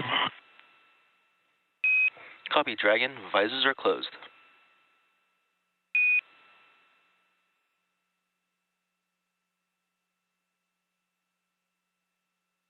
As we've mentioned earlier, the Ax-2 crew are in their suits and in their seats. We got that view over their shoulders this morning. They do not have to wear their suits for the entirety of the flight. When they are not in these dynamic operations periods, they are welcome to take those off and get into some more comfortable attire specifically for their sleep portion of their flight.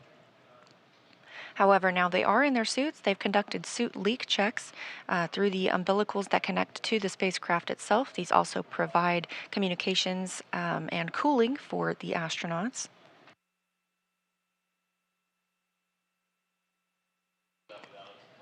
And as you heard Commander Peggy Whitson just report down to the ground, the visors have been closed on the suits, so they are preparing for docking. And again, we're looking for that about 10 minutes from now. We do have some time and some hold time that we can conduct at waypoint 2 if needed. We can wait until lighting conditions are preferred for Dragon to move in for its final docking.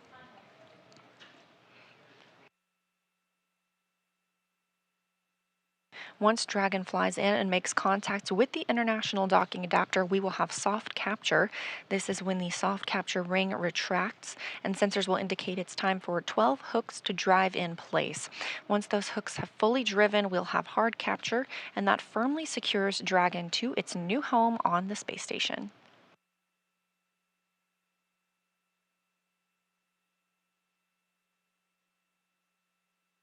Now just 130 meters from the International Space Station, everything continuing to move smoothly for Dragon. Station on the Big Loop, our review of steps 5 and 6 is complete and ISS is ready for docking.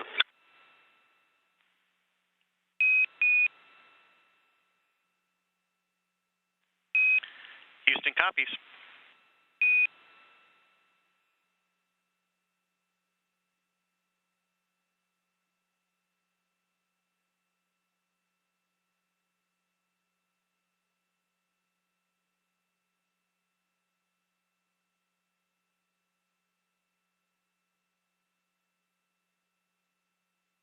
We are in another satellite handover and expect to regain video of the crew aboard Dragon as well as from the International Space Station shortly.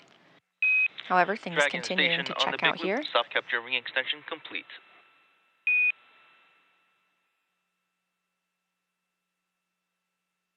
Dragon copy.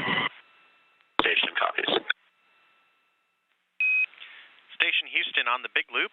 At waypoint 2, Dragon will briefly pause to align for docking, then automatically resume approach.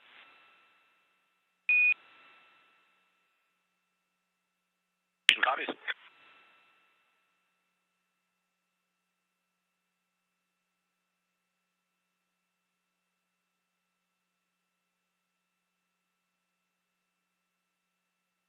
We are less than 100 meters from the International Space Station.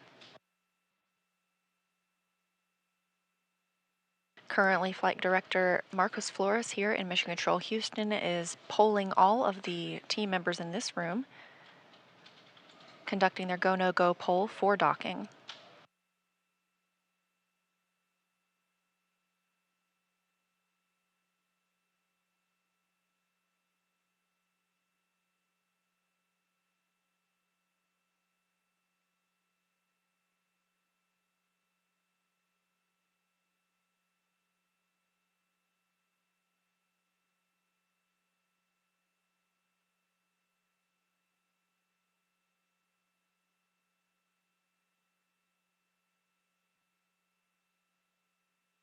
Just heard confirmation Dragon that station Mission Control on the Houston Big is Loop. go. Confirm crew readiness for final approach.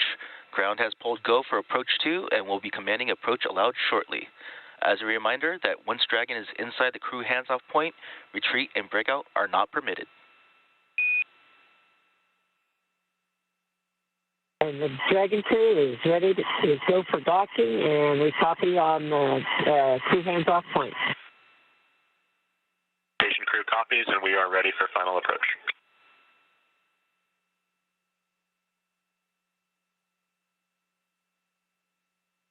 A lot of voices in the mix there, the last one being from NASA astronaut Woody Hoberg, who's in the cupola monitoring docking this morning. And good words from all of the teams that they are go for docking. Dragon is now less than 60 meters away from the International Space Station. We're expecting arrival at waypoint 2 in 2 minutes. Again, that'll be the 20 meters away from the International Space Station, directly above the Node 2 Zenith docking port. We do have a pause at waypoint 2, and they can hold there for an extended period of time if need be, if they want to wait for lighting conditions to change or to check out systems any further. However, things continuing to look good this morning.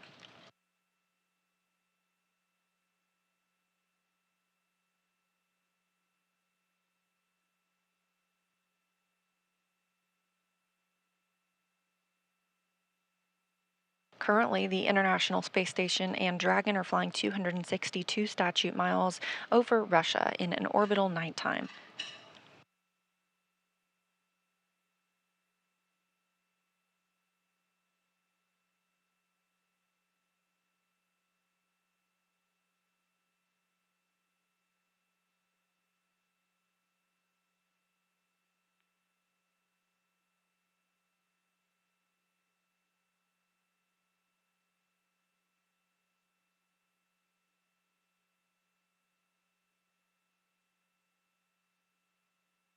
Dragon now 34 meters away from the International Space Station. We also heard confirmation earlier from teams here on the ground that the soft capture ring is properly extended.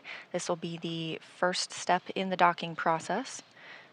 Dragon will make contact with the International Space Station, and that docking ring, or the soft capture ring, will retract, pulling it in until it's time for the 2 sets of 6 hooks, so 12 hooks in total, to make the hard capture to the International Space Station.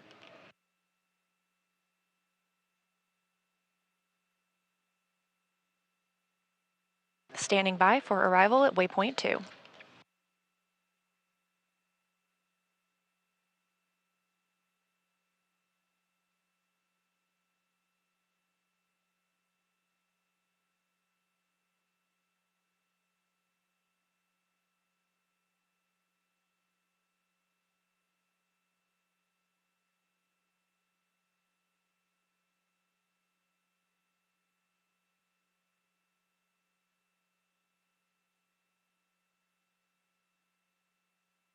Dragon Freedom and the Ax-2 crew have arrived at waypoint 2, just 20 meters from the International Space Station.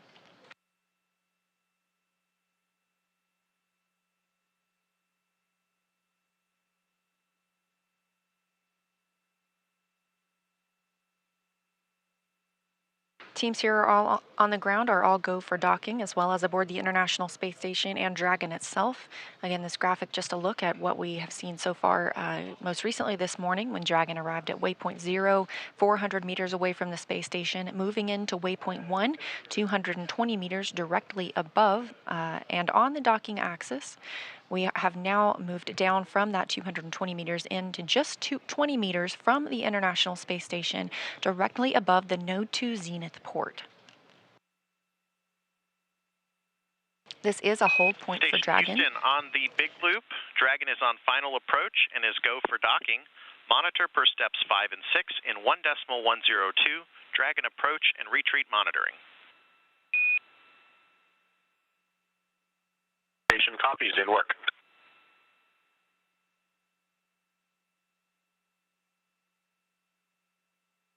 Again, we do not have video feed from the International Space Station or Dragon at this time, but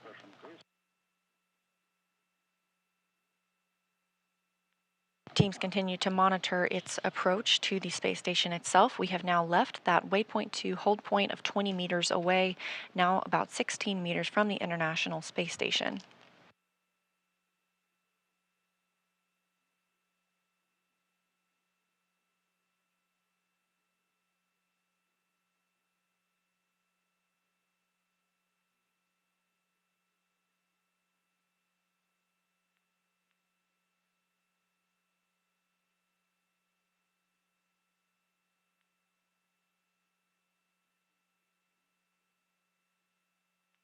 Dragon Freedom and the Ax-2 crew now moving at 0.2 miles per hour. All 4 crew members suited and in their seats, preparing for docking.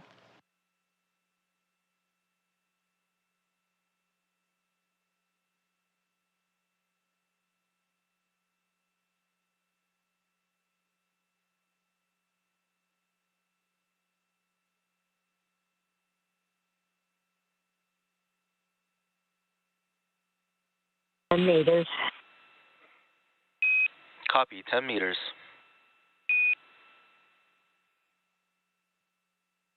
As you can hear, the Dragon crew are able to view the status of their docking on the crew display screens, reporting that they are now 10 meters and actually less than 10 meters away from the Node 2 Zenith or space-facing port on the International Space Station.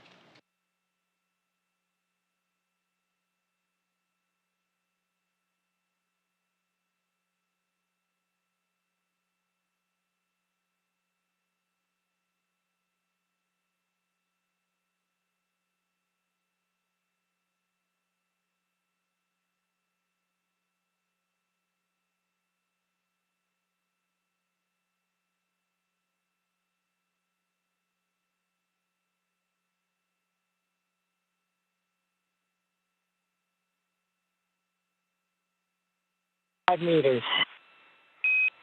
Copy, 5 meters. Still moving 0.2 miles per hour. Dragon Freedom is now 5 meters away from the International Space Station. Again, we do not have video feed of the spacecraft at this time, but team members are able to track its status, and everything continues to go as planned.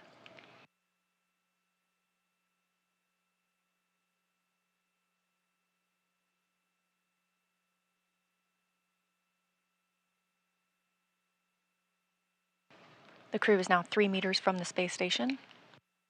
Meters, chop. Copy, 2 meters. Hands off. CHOP stands for the crew hands-off point, now 2 meters from the station, standing by for 1 docking. meter. Copy, 1 meter.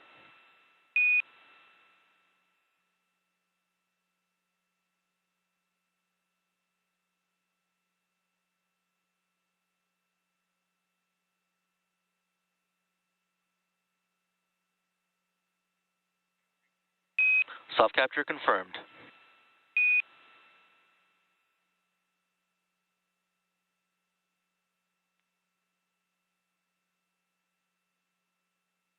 And we have confirmation that the Axiom 2 crew has docked to the International Space Station at retraction in 8:12 progress. a.m. Central Time.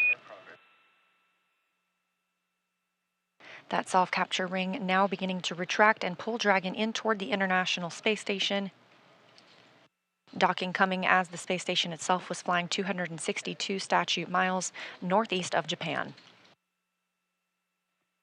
And correction on last, we're still waiting on attenuation.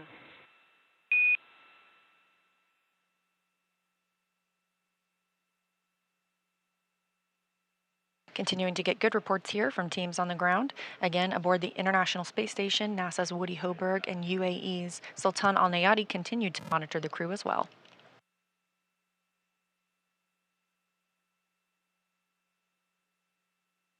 After soft capture is complete, those 12 hooks will begin to drive and pull Dragon firmly securing it to the Node 2 Zenith port.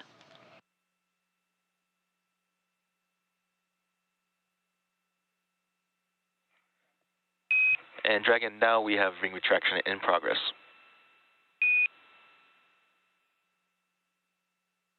Dragon copy. That's the softest docking I've ever had.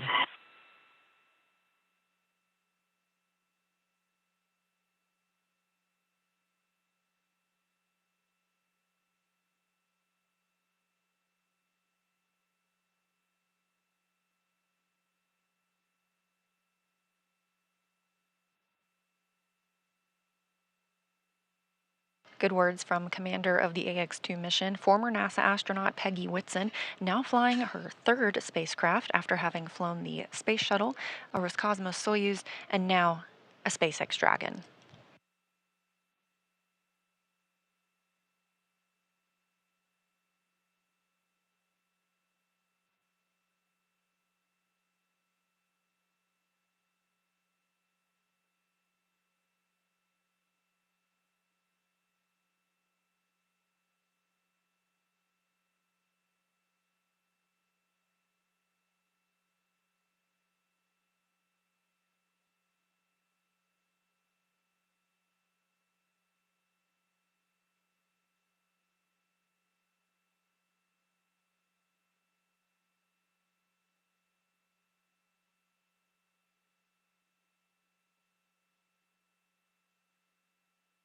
That soft capture ring continues to retract. Again, this is the first stage in docking. Shortly after ring retraction is complete, we will move into the hard docking portion. This is when those 12 hooks, 2 sets of 6, drive and firmly secure the spacecraft to the Node 2 Zenith port. Again, just a few weeks ago, the Node 2 Zenith port was occupied by another SpaceX Dragon. Dragon was relocated by the Crew 6 crew who arrived on that spacecraft from the forward port, or from the Zenith port where Dragon Freedom now is, to the forward port. Again, we expect the Axiom 2 crew to live and work aboard the International Space Station for about 8 days before beginning their return journey to Earth.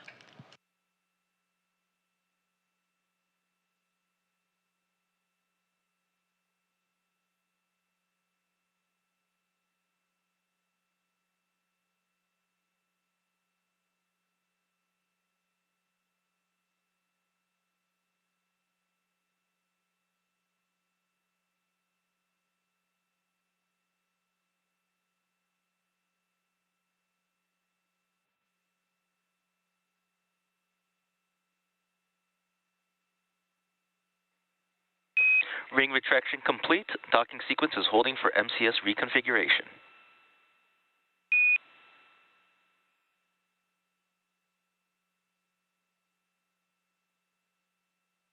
We have confirmation that the ring retraction is complete. Next steps for this hard capture will be for those 12 hooks to drive.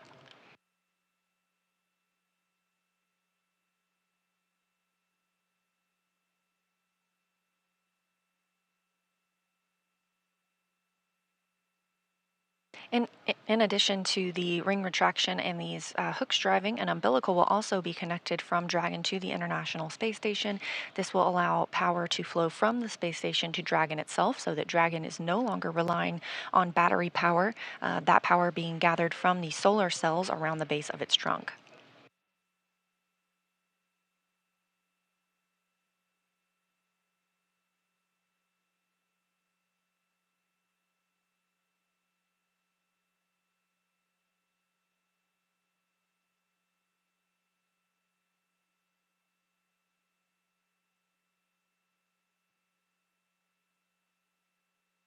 Again, we are in a handover of our satellites for KU, which is what brings down our video. We do have audio communication with the crew through our S-band.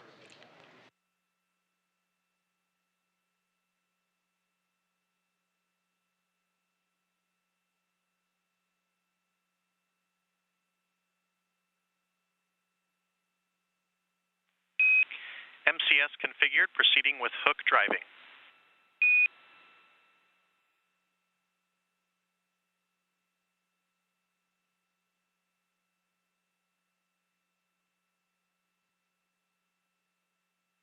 Teams reporting that we are properly configured for hard capture.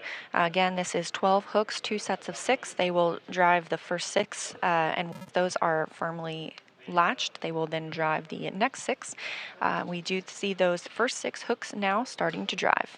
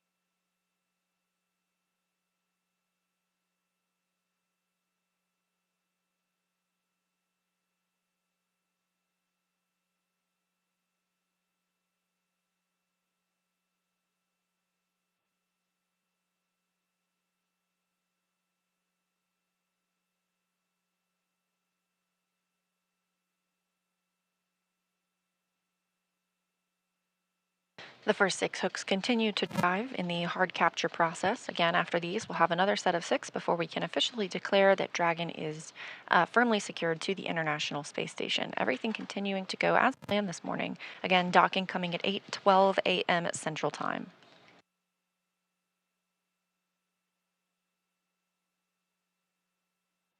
We have confirmation that the first set of 6 hooks have now closed and the second set are driving.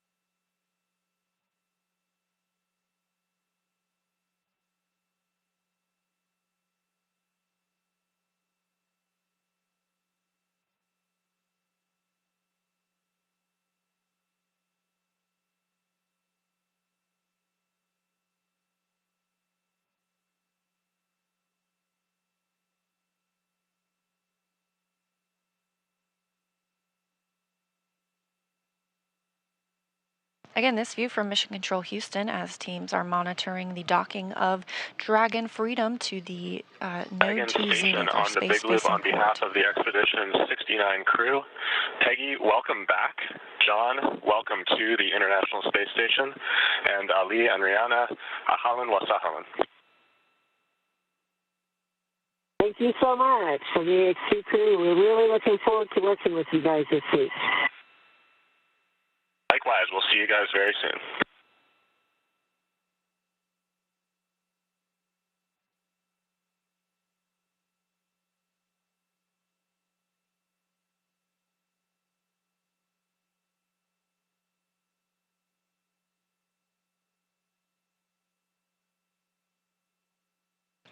And we have confirmation the second set of hooks has closed from Dragon on the International Space Station, meaning hard capture is complete.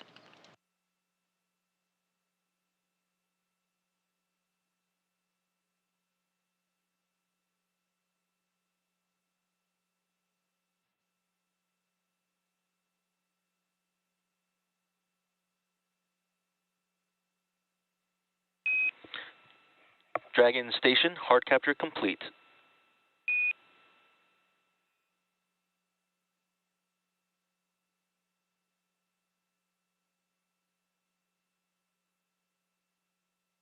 I can copy. And with that call,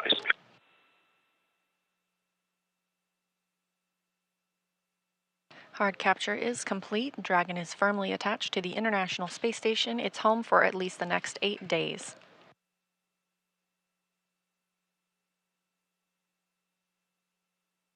NASA astronaut Woody Hoberg on the space station side will now move into preparing the hatches for opening.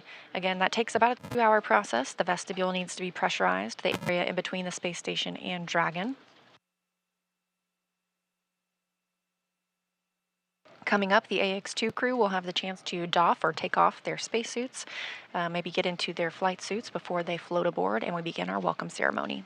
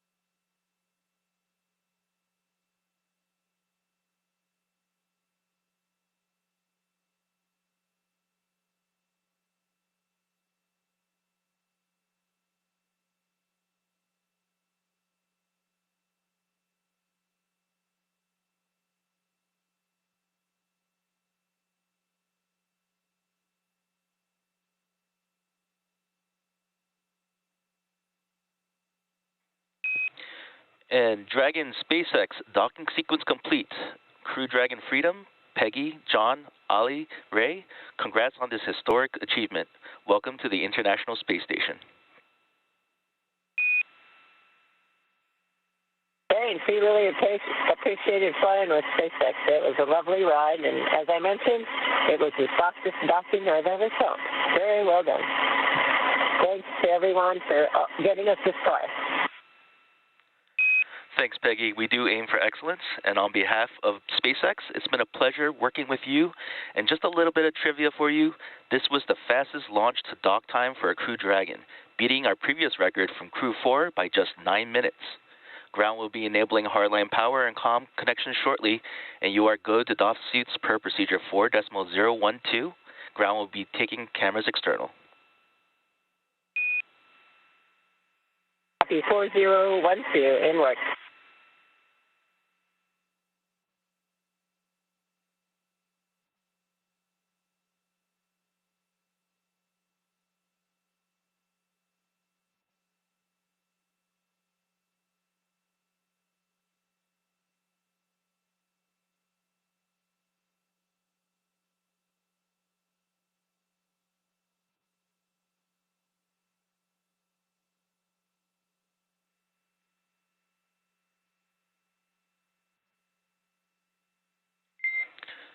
Dragon on Dragon to ground, no response required. Cameras are external.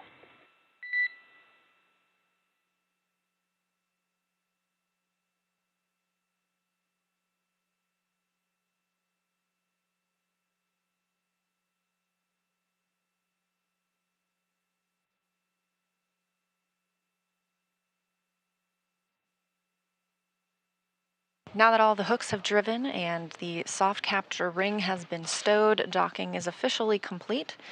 The crew is go to doff their suits. That's why the teams on the ground have told them that the cameras are not live at this time inside the cabin. Again, we still do not have video from the International Space Station at this time. It looks like we'll regain that shortly. The space station itself is in an orbital nighttime, now flying 261 statute miles over the Pacific Ocean. Again, docking this morning at 8:12 a.m. Central Time.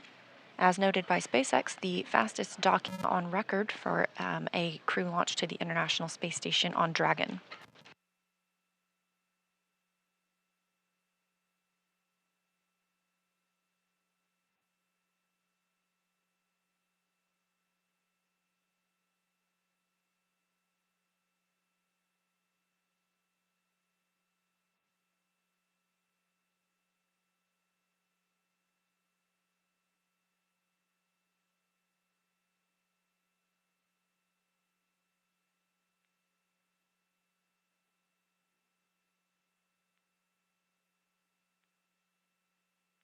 We also have confirmation that the umbilicals have attached from Dragon to the International Space Station. Again, these allow power to flow from the space station to Dragon, as well as data and other telemetry.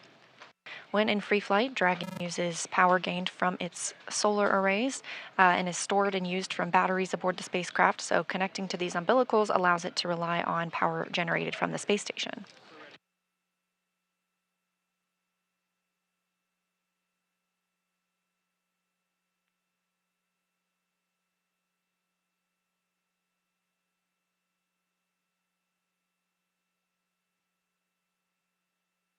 We'll stay live now that we have docked until our welcome ceremony, standing by for the start time for that ceremony.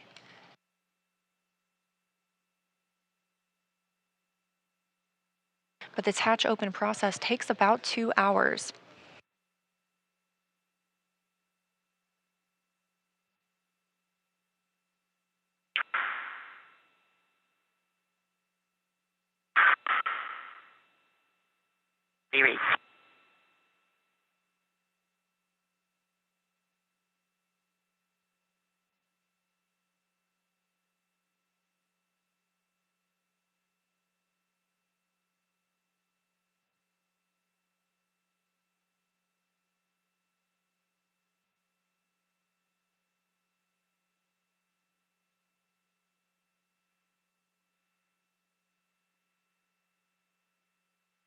A look ahead at the steps that will be happening over the next couple of hours. Again, Woody Hoberg, NASA astronaut on the space station, is prime for these operations and bringing the Ax-2 crew on board.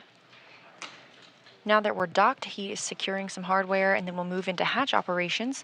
First, he will open the large hatch at Node 2 Zenith. That'll give him access inside the pressurized mating adapter. He will then help pressurize the vestibule. That's, again, the small space between the hatches on Dragon and the space station. Of course, this was previously exposed to a vacuum prior to docking. We need to fill it with air, make sure its pressure is nearly equal with the atmospheric pressures on Dragon and the station. Tom check on the cabin mic.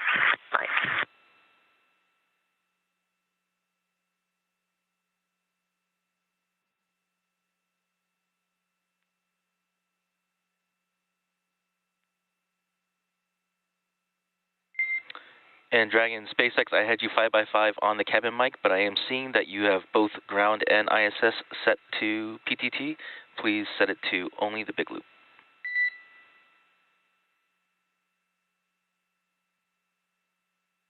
Okay, on the big loop, cabin mic set from Dragon. And I have you 5x5. How me? 555, thanks.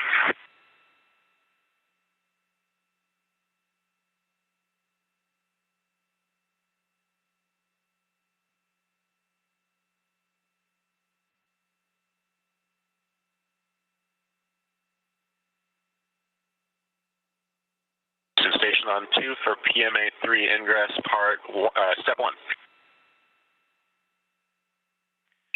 Houston is with you on 2.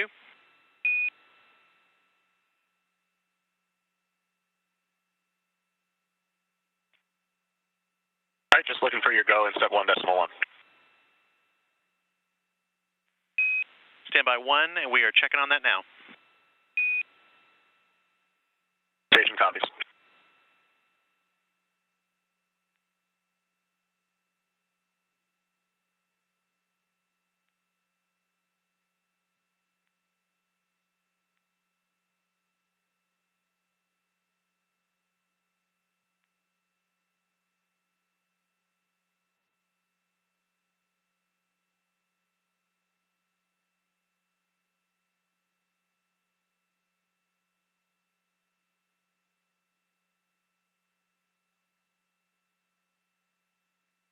As you heard, teams on the ground communicating with the crew still aboard Dragon Freedom. Peggy Whitson took a chance to test out the cabin mic rather than the microphones they'd been using Station in their Houston on suits the now big that loop. they've You are doffed go those. for 1.1 of procedure 2.102.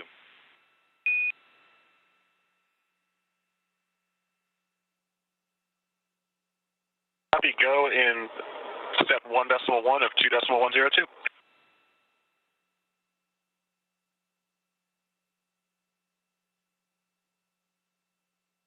And that voice being NASA astronaut Woody Hoberg communicating with Justin Cartledge here on the ground, his Capcom, the capsule communicator. That's the person speaking with the astronauts aboard the International Space Station.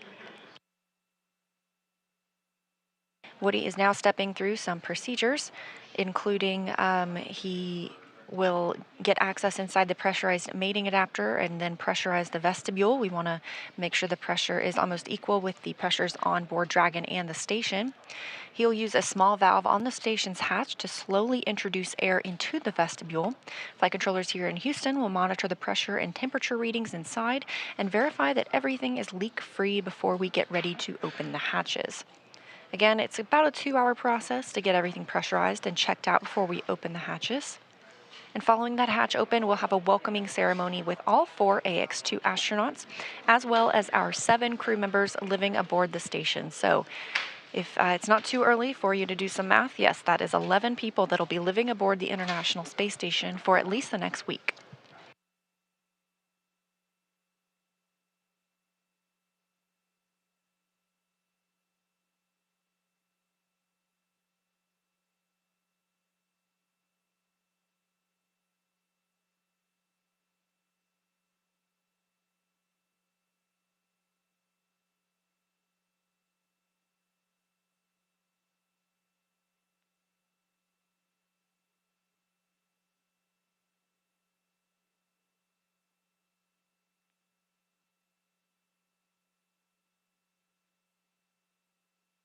Houston Station, node 2 overhead hatch open. Houston copies.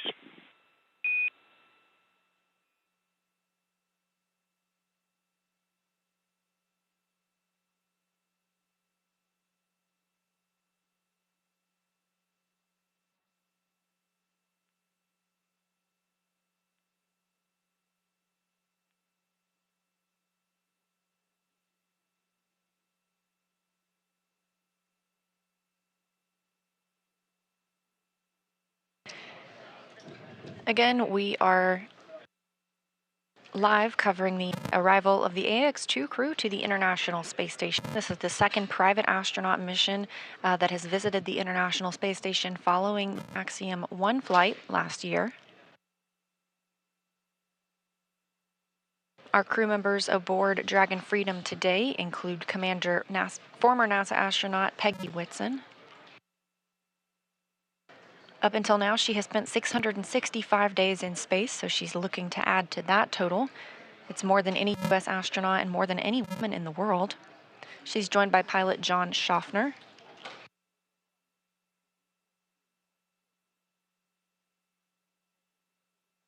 And the 2 mission specialists representing the Saudi Space Commission are Ali Al-Karni and Rayana Barnawi. Houston Station, station on 2, we're ready for step 2.2 on your go. Checking. You are go at 2.2. Copy, go. As we hear NASA astronaut Woody Hoberg stepping through the procedures with the ground's go, he will begin pressurizing the vestibule shortly.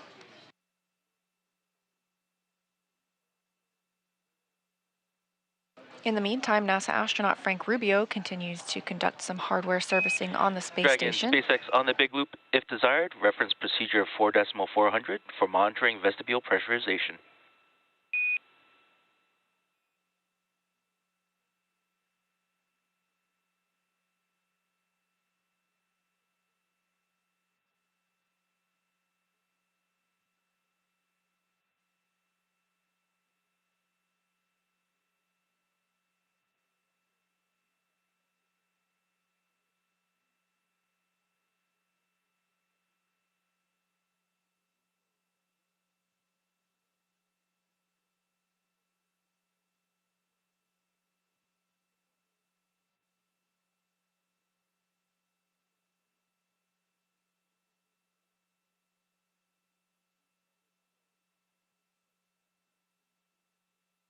Confirmation from teams on the ground that vestibule pressurization has begun. Again, this is the small space between the Dragon hatch and the space station hatch.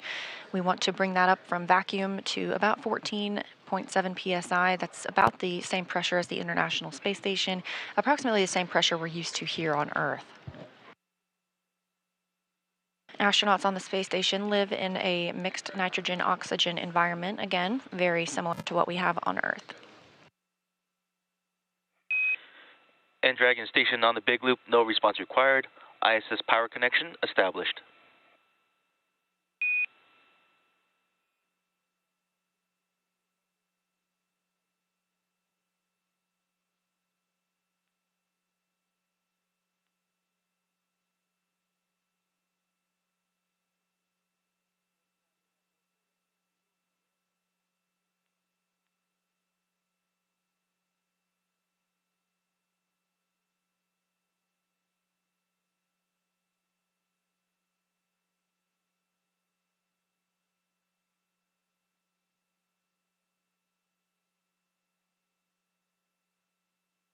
Houston, station on 2, step 2.4, A-pass pressure equalized at 13:39 GMT. Houston copies 13:39 GMT.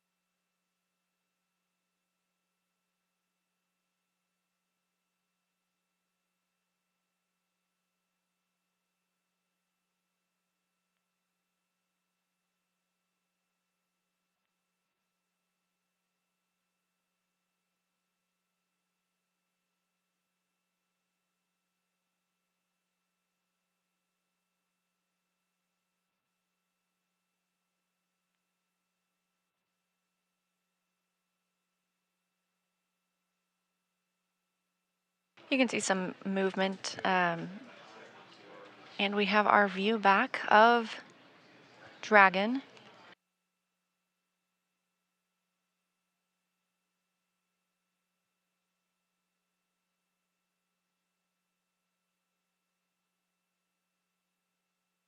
As we see a sunrise in the background, this view of Dragon Freedom with the Ax-2 crew aboard docked to the Node 2 Zenith port on the International Space Station. Again, that docking coming at 8:12 a.m. Central Time. The crew inside are now out of their suits. They are preparing for ingress to the International Space Station. Again, this is a process though, so we are pressurizing the vestibule, the space between the two spacecraft. And if you see some color changes, that's because the International Space Station and Dragon are now flying into an orbital sunrise. They are 268 statute miles over the South Pacific Ocean. Now that they're docked, these two will travel 17,500 miles per hour together, seeing 16 sunrises and sunsets a day. So the Ax-2 crew is certainly in for a treat for their planned 8-day stay.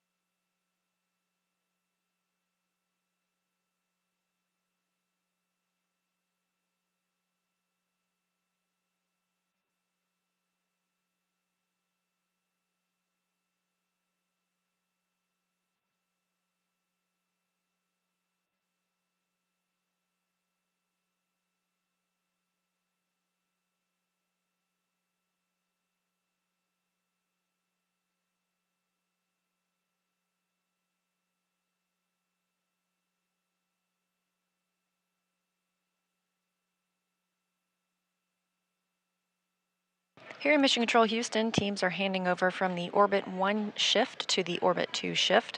We have had Marcos Flores as our flight director this morning. He will be handing over to Vincent Laporte.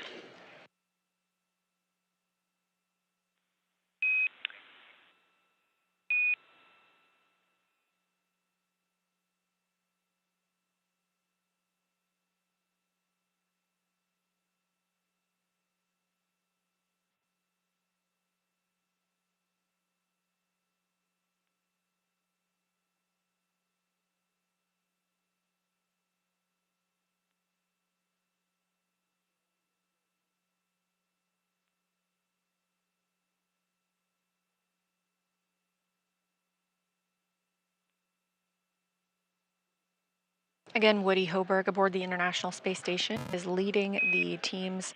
Freedom, Houston, stand by for hardline audio config.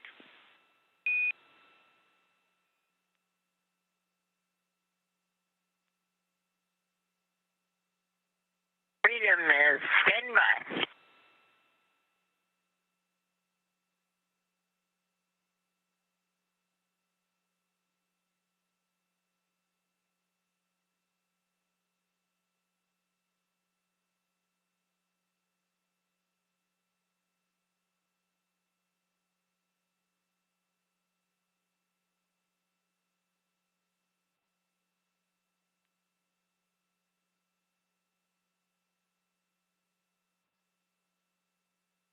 NASA astronaut Woody Hoberg working to pressurize the vestibule, the space between the hatches. Again, this takes about 2 hours before the crew members float aboard the International Space Station. All 4 Axiom 2 crew members still in Dragon Freedom, as you see there, docked to the Node 2 Zenith port. Once they float aboard, they will conduct a welcome ceremony with all crew members before heading into a safety briefing. These private astronauts trained for many contingency scenarios down here on the ground, but the teams aboard the International Space Station will help show them different locations and procedures now that they are on orbit.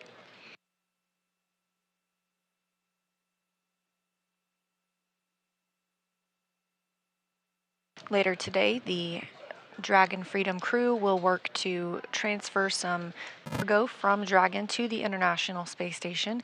That includes some of the scientific research they'll be doing this week, as well as hardware or food needed.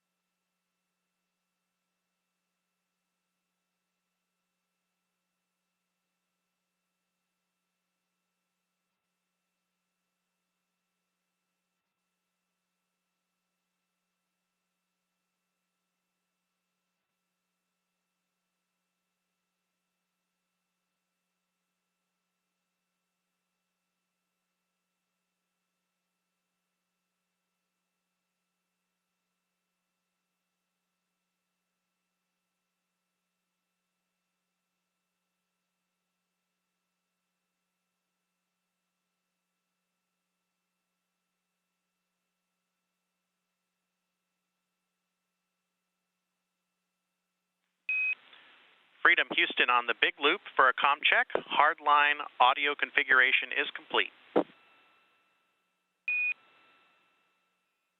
Freedom has you loud and clear on the big loop hard line.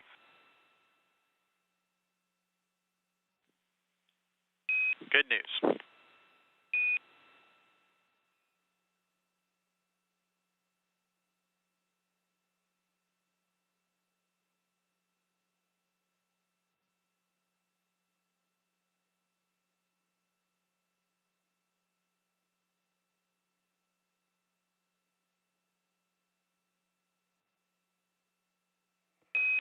And Dragon SpaceX on the big loop, permission to come on board with cameras.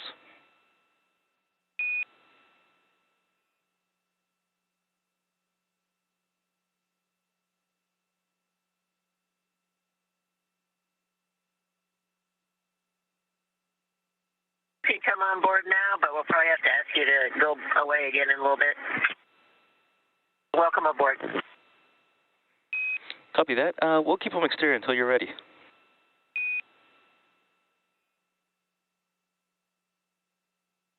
Okay, thank you.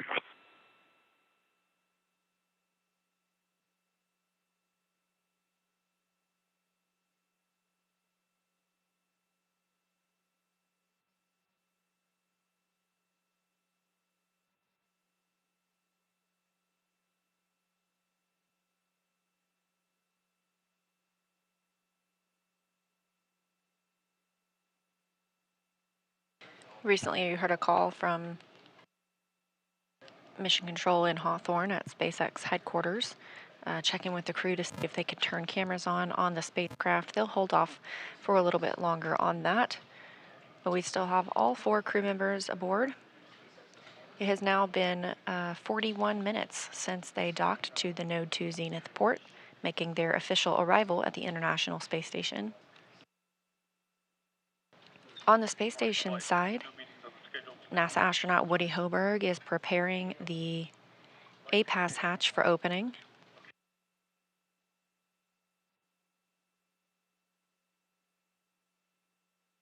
And SpaceX Dragon on the big loop, just to let you know, we've got all four suits drying. The shortest timer is at passing 7 minutes right now. Copy all. 4 suits drying, and 7 minutes have elapsed.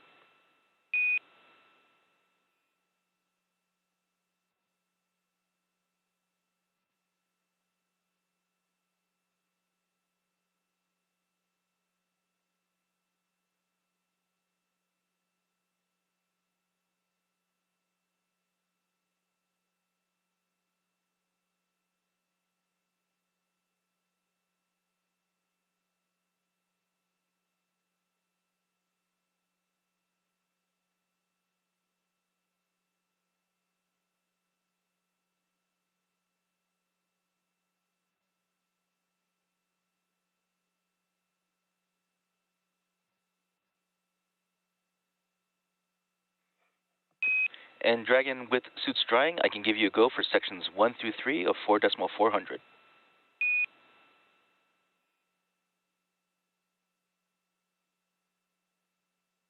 Copy 1 through 3 of 4.400.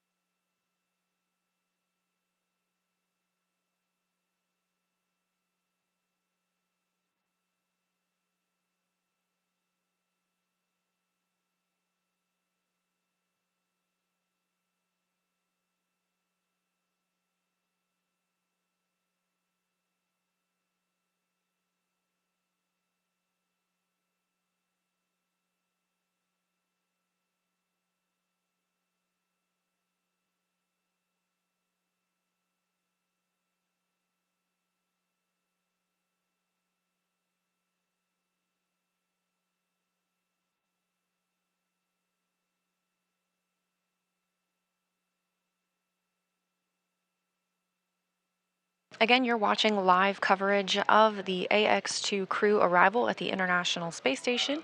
The crew docked Dragon Freedom to the Node 2 Zenith-facing port this morning at 8:12 a.m. Central Time. Dragon, And that this view is Ray for food inventory and water inventory. Copy that, Ray. Ready to copy for inventory.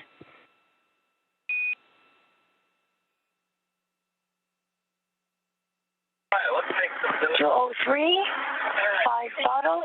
207, 4 bottles.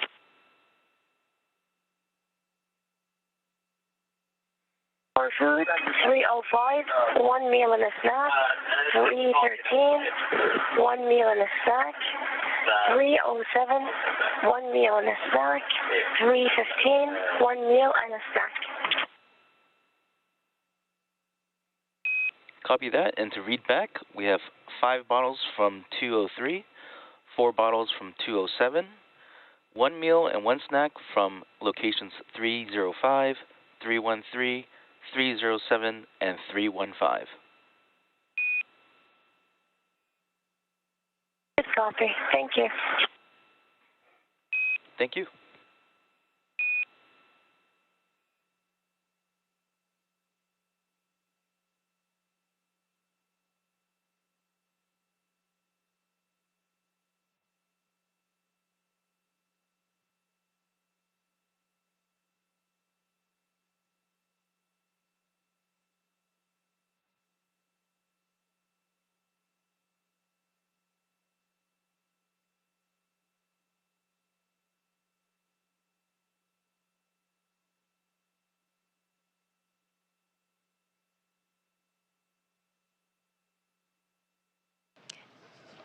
As you just heard,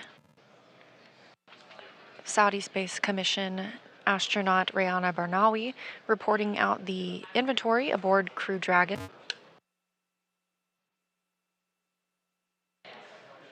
Everything is meticulously tracked aboard the space station and Dragon as well, so she was reporting which meals and snacks had been consumed during their approximate 16-hour flight from launch last night at 5:37 p.m. Eastern Time to docking this morning at 9:12 a.m. Eastern Time.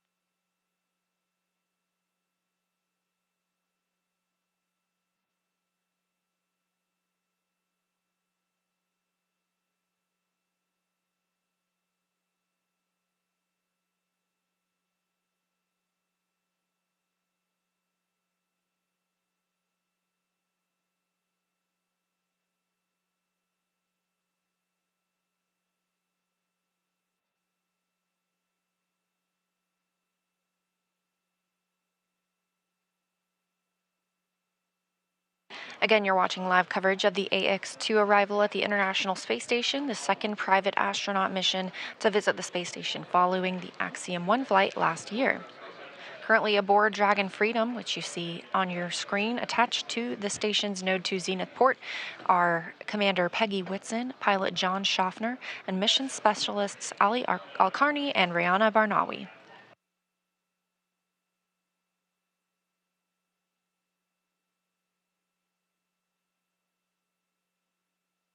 On the space station side, NASA astronaut Woody Hoberg is working to And pressurize Dragon the... SpaceX on the big loop for procedure 4.400.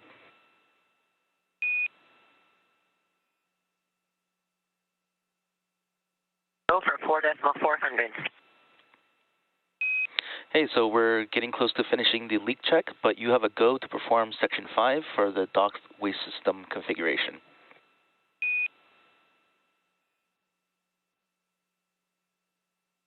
Okay, go for Section 5. We'll try and get all the other activities out of the way first and get that in work. Copy all.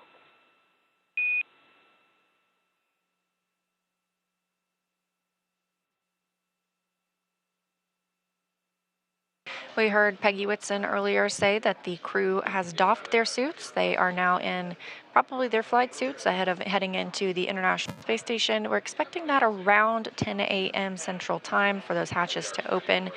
They are drying their suits currently, just keeping them in good shape ahead of a trip home. They're planning on about an 8-day stay aboard the International Space Station. However, several things can affect that departure date, mainly the weather at the landing location. SpaceX has a number of select landing locations off the coast of Florida. And we watch for things like wave height or wave cadence, as well as wind speeds, to ensure that the crew have the safest and most comfortable landing possible.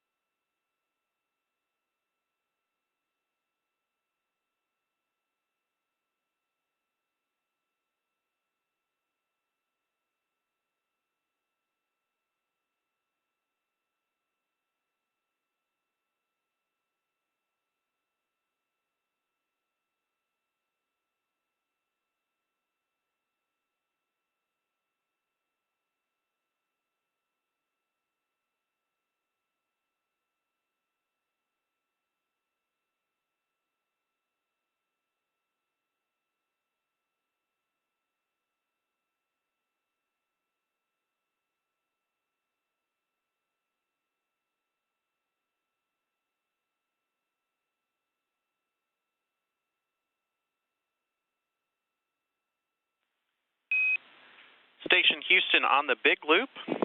We have a good leak check. ISS is go to complete vestibule equalization and open the APAS hatch at step 3.1 of procedure 2.102. All right, station copies go in 3.1.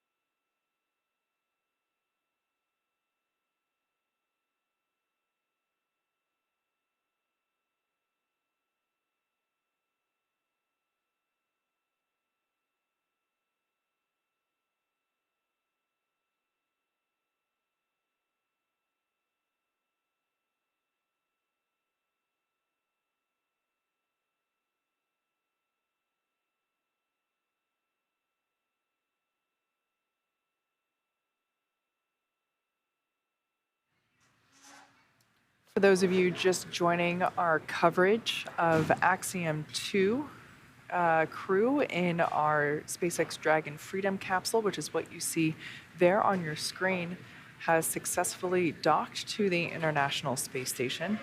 In fact, we had a new record time for SpaceX operations. We actually beat the Crew 4 record from liftoff to soft capture. Our record time now is about 15 hours and 35 minutes from liftoff to soft capture. So basically the most efficient and fastest transit to the International Space Station from pad 39A. That's a beautiful view there of that Dragon Freedom capsule. This is docked at the Node 2 Zenith port. The Crew 6 capsule, until about a couple weeks ago, was docked to this same port, and we did a port relocation maneuver with the Crew 6 crew to move it down to the Node 2 forward port. By doing so, we were able to clear this Zenith port for the Ax-2 mission, as well as the upcoming CRS-28 cargo resupply mission. Although it might look stagnant if you look at it quickly, we can see planet Earth rotating slowly behind, or rather under, the Dragon capsule and the International Space Station. There at the bottom of the screen, you can kind of make out the Canadarm, which is the robotic arm that the crew on board station will utilize in order to remove cargo from the unpressurized section of Dragon located in the trunk, which is essentially the top half, in this orientation, the top half of the Dragon capsule. Of course, when we are sitting at the launch pad or other conventional views of Dragon, it's the bottom half of Dragon. But really, it's that half black, half white cylindrical portion of Dragon that we see there. This view is also great because you get a really clear view of the nose cone and all of the hardware that the nose cone protects during the launch phase.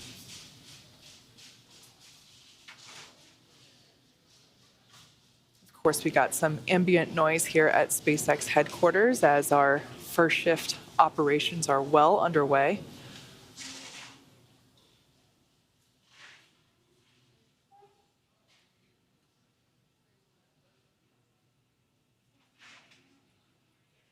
During the ascent phase, that nose cone will be closed, and that protects the forward hatch, as well as the forward bulkhead Draco thrusters.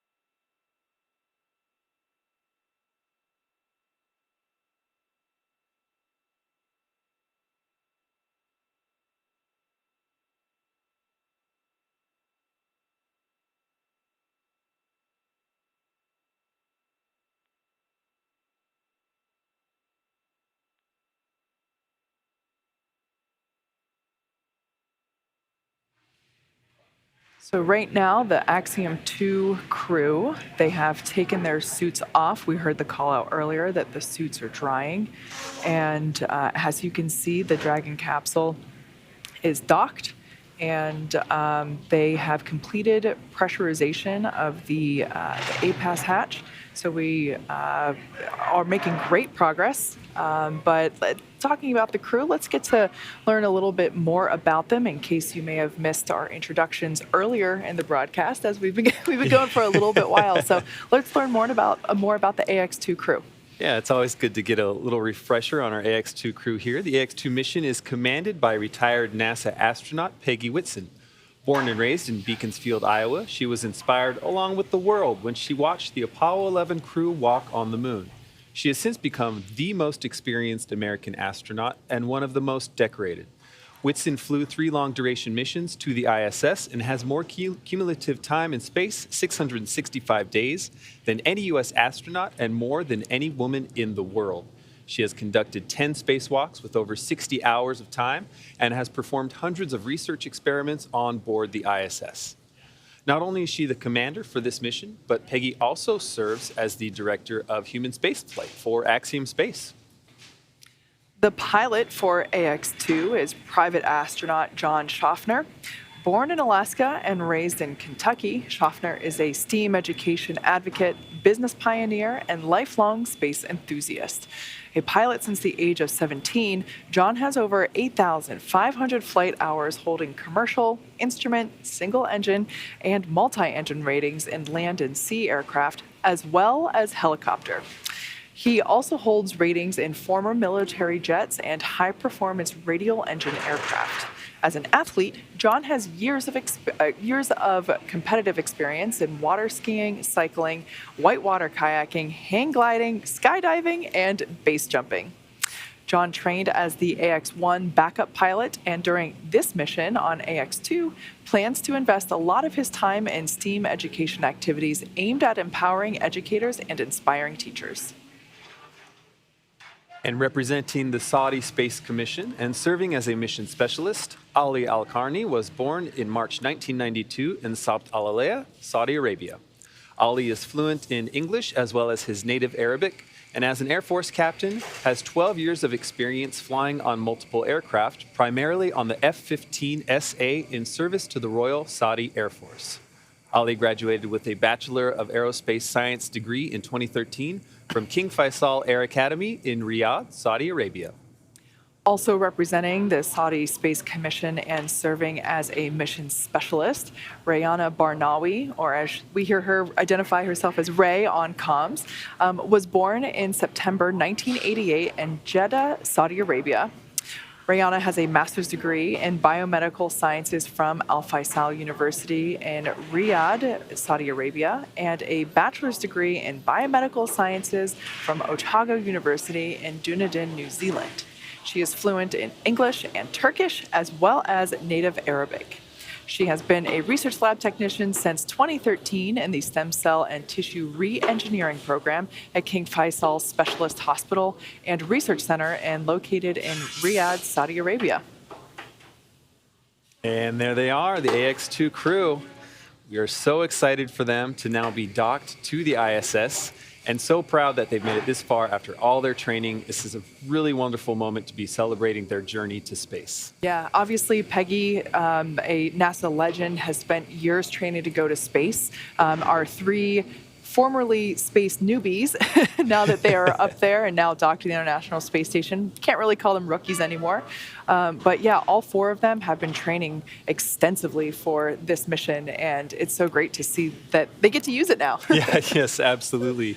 And on those cards, you may have seen their patch on their flight suits. And since the beginning of the space race in the 1960s, a custom patch has been used to represent and identify individual missions and their crews. It's also a long-held custom that these crews influence or even outright design their own patches, injecting them with symbolism and personal elements to commemorate their journey. This crew has continued this long-standing tradition with their official Ax-2 mission patch, so let's take a look. The Ax-2 mission patch highlights the beauty of space, hope for the future. Station on 2, the hatch is open with negative condensation. Oh. That is great news. Houston copies. Sounds like a hatch open update.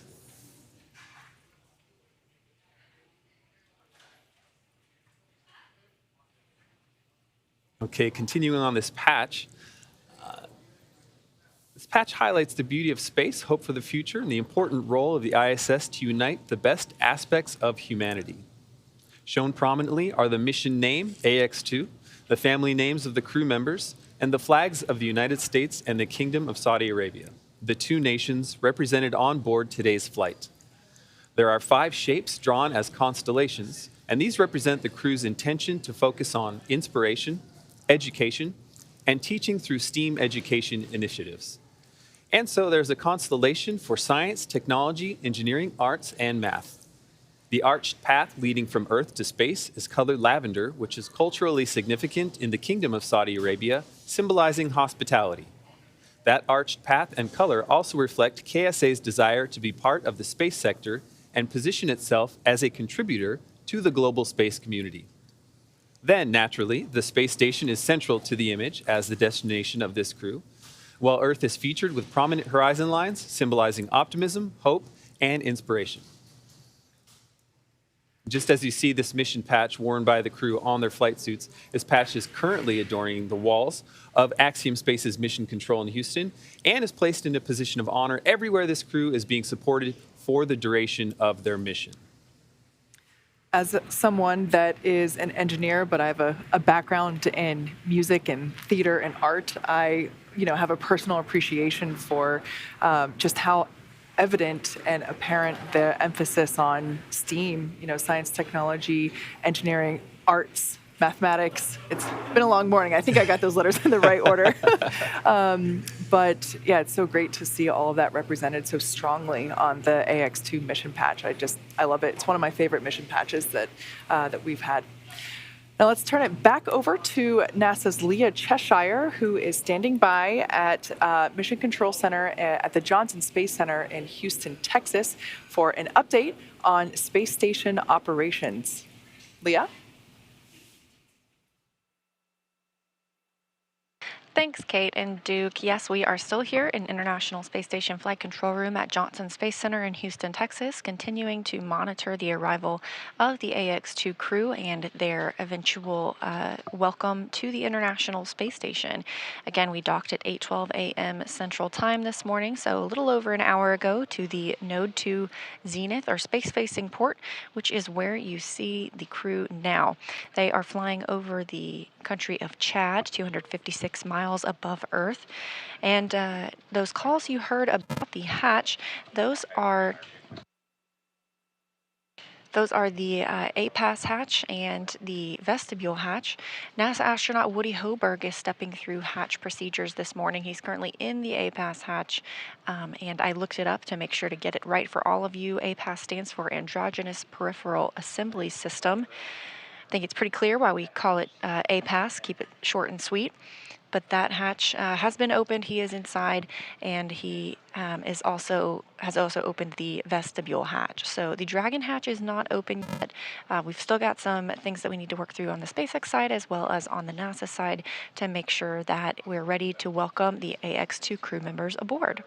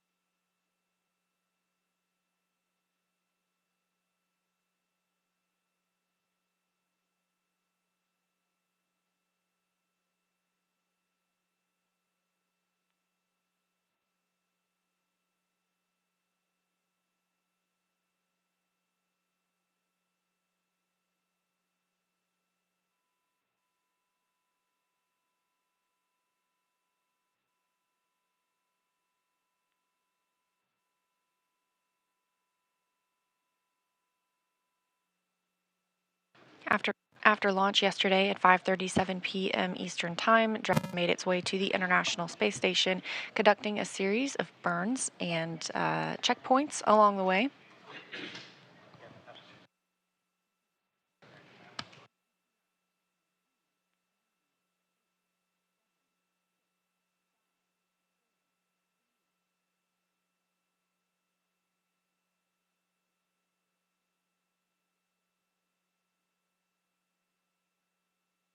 This view inside the International Space Station, you're getting a look at NASA astronaut Woody Hoberg. This is his first flight to the space station. He arrived as a member of Crew 6 earlier this year. He is preparing the space station for entry of the Ax-2 crew. As you can see, he's working on some venting.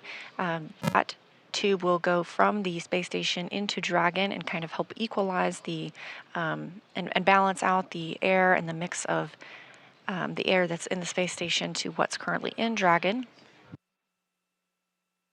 Again, the Dragon hatch is not open yet.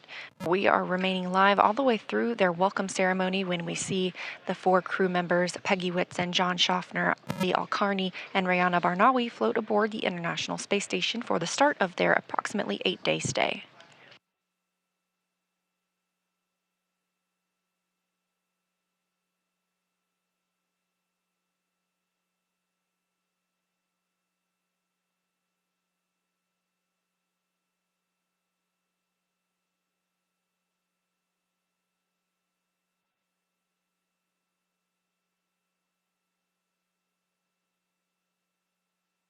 While aboard the space station, the Ax-2 crew members are going to conduct a plethora of scientific research, as well as conduct STEAM outreach with students and other educational organizations here on Earth.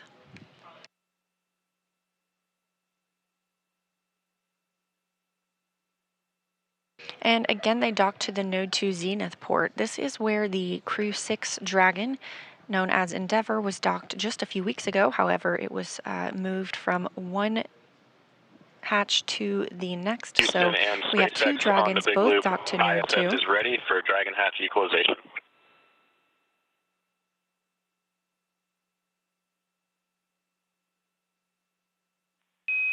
Houston copies on the Big Loop. Stand by for equalization. Expect to take 3 minutes. Additionally, ground is a little bit behind on configurations, so expect a slight delay for hatch opening. Station copies. Dragon copies.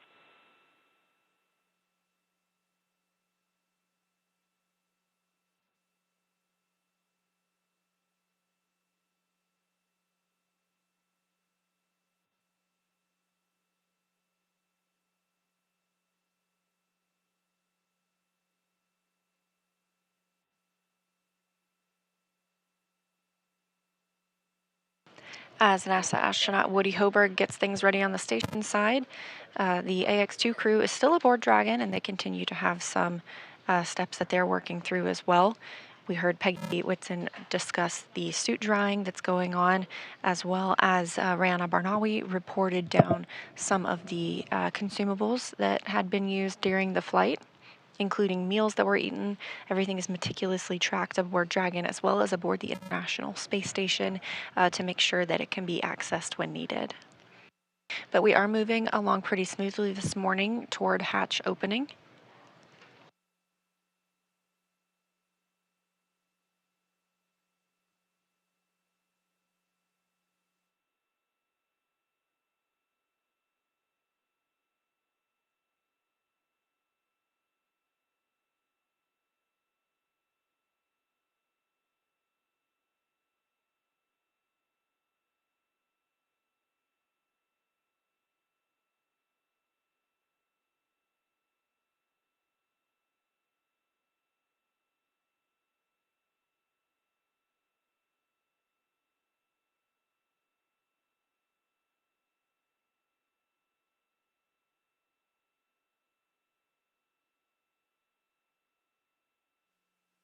The International Space Station uses GMT as their time zone, so it's about 2:30, 2:28 p.m. Pacific, or sorry, 2B Pacific aboard the International Space Station right now. So Crew members are in the middle of their workday, most of them taking... Section 5 is complete for the waste configuration. And copy that, Peggy. Section 5 complete. Any deltas to inventory?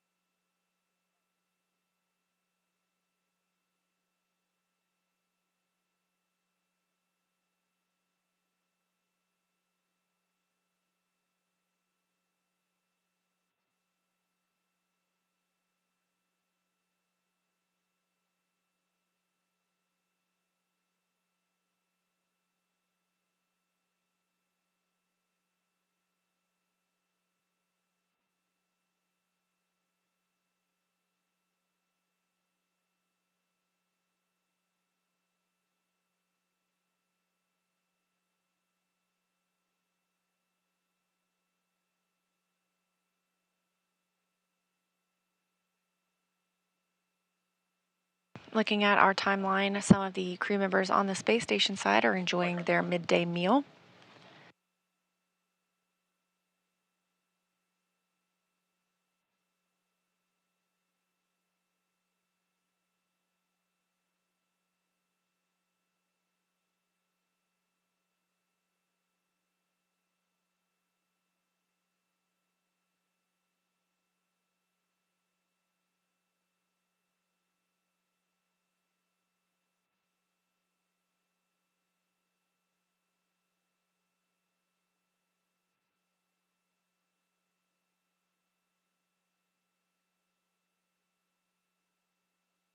Of course, after floating aboard, we'll see the Ax-2 crew move into their welcome ceremony, where they get to spend a little time with the other 7 crew members on the International Space Station and discuss their initial reactions to being on orbit and visiting the orbiting laboratory.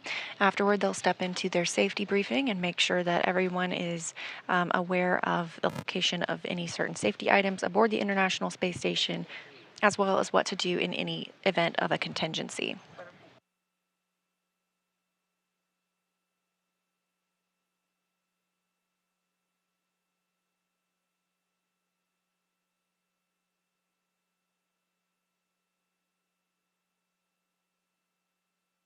After the safety briefing, the the Dragon Freedom astronauts, the Ax-2 crew, will begin moving some of the cargo from Dragon into the International Space Station side.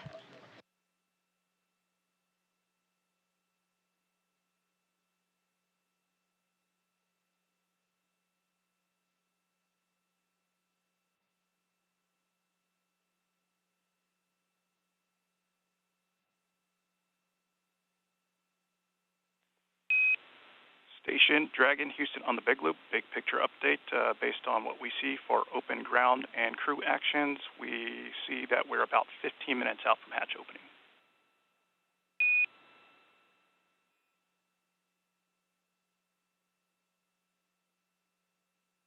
Dragon copies 15 minutes out. And station copies 15 minutes.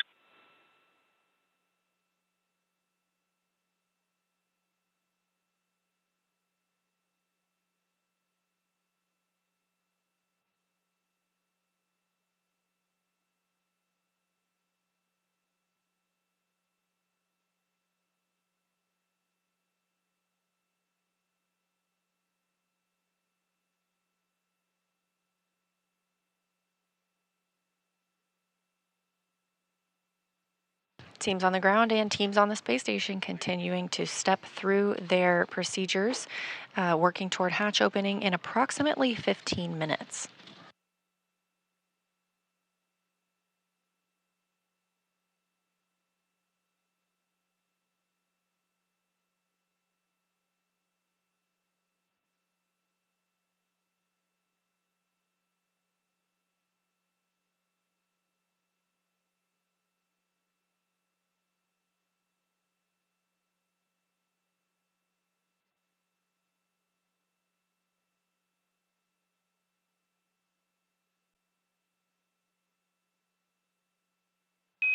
And Dragon SpaceX on 2 for status.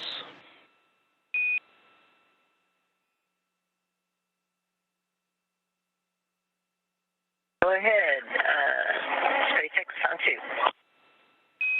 Hey, was just wondering, do we have a change to inventory due to the waste system flush?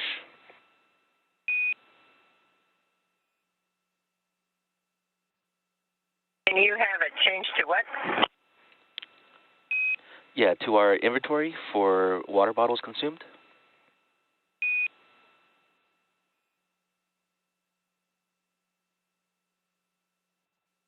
No, we actually planned for the change in inventory, but since then, I pulled out one more bottle out of the same bag and 9 that still had bottles left.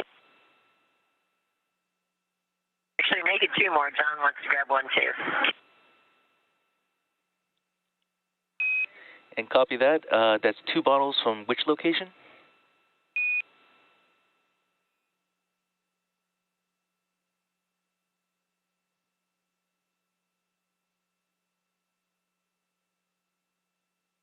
Section 9, bag 204.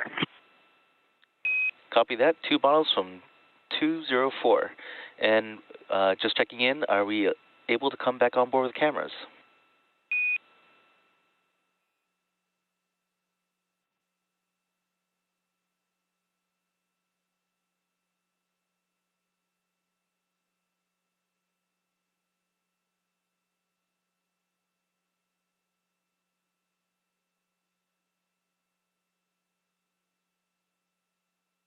Just another minute, please.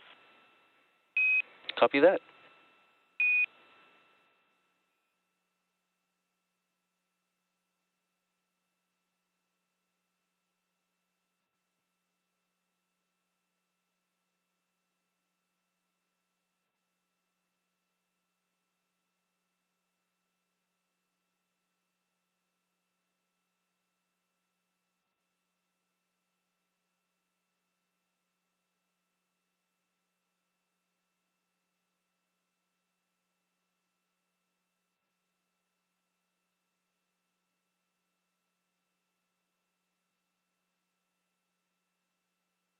We're about 10 minutes away from Dragon hatch opening.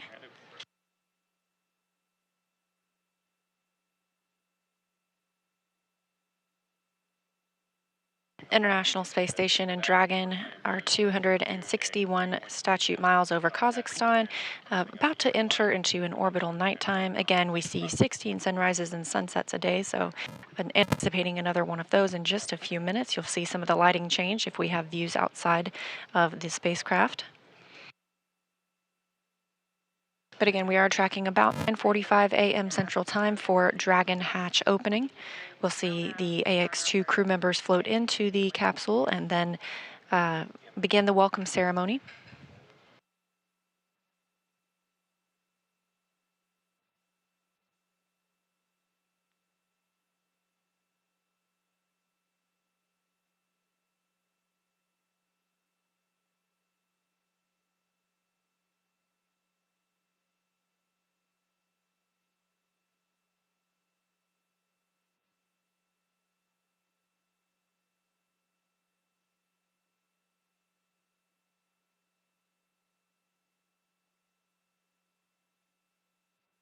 Again, we are in a TDRS handover, meaning we do not have KU band. That is the antenna we use to bring down our video from the International Space Station. So we are anticipating the crew to float through the Dragon hatch at about 9:45 a.m. Central Time. We anticipate having good video at that time, so we'll get to welcome those 4 crew members aboard and see their smiling faces now that they've arrived at the space station.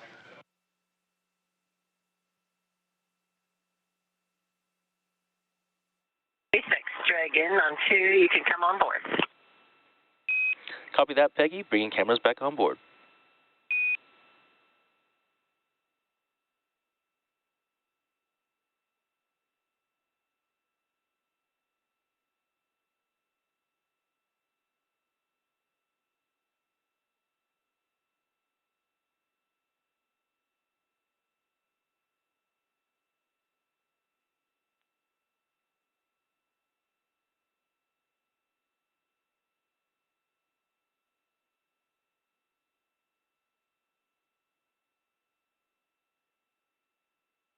SpaceX Dragon. The first two suits are dry, but we're just going to hold on packing them until after the event, if that sounds right to you.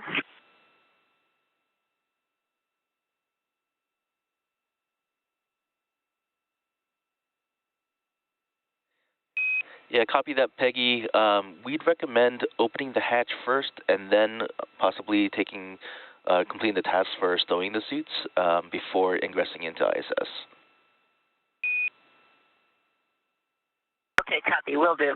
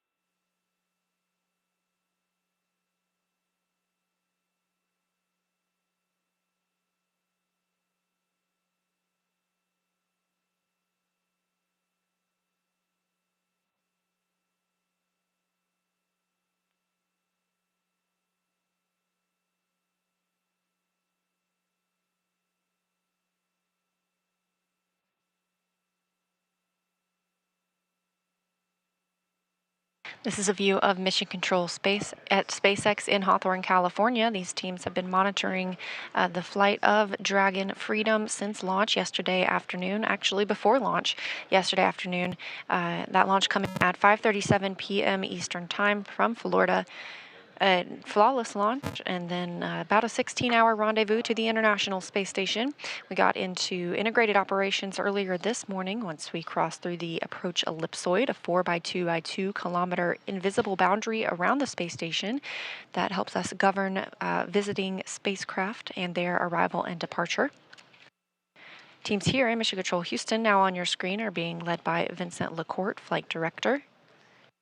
They're working with astronauts aboard the International Space Station and staff this room 24/7, 365 to ensure that those astronauts and the space station systems remain supported. We've had continuous presence aboard the International Space Station for over 23 years now. And we'll be welcoming 4 crew members shortly as part of the Ax-2 mission, the second private astronaut mission to the International Space Station. This view coming from their mission control, also here in Houston, Texas. They'll remain on console all week to monitor the status of the astronauts, as well as help them step through their research, payloads, and any downlink opportunities that they have.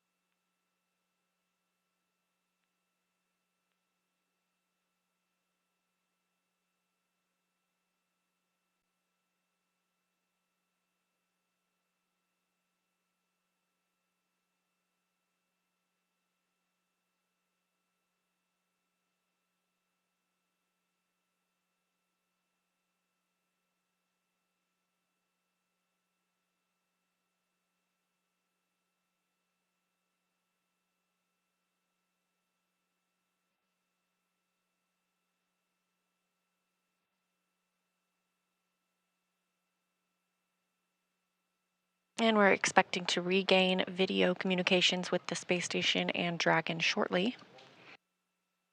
Just a few moments from now, we'll see the Ax-2 crew float through the hatch and bring our total of crew members living on the space station to 11.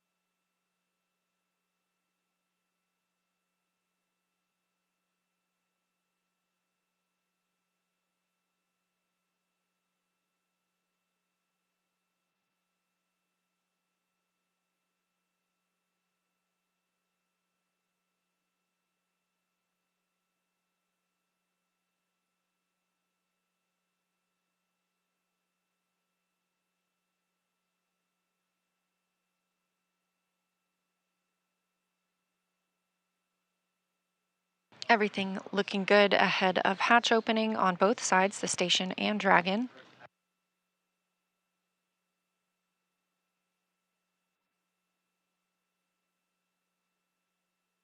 We're just standing by to regain video communications before we go for that hatch open so we can ensure we'll see the smiling faces of our 4 new crew members joining the Expedition 69 crew on the International Space Station. Again, we expect them to stay for about a week before returning on Dragon Freedom back to Earth.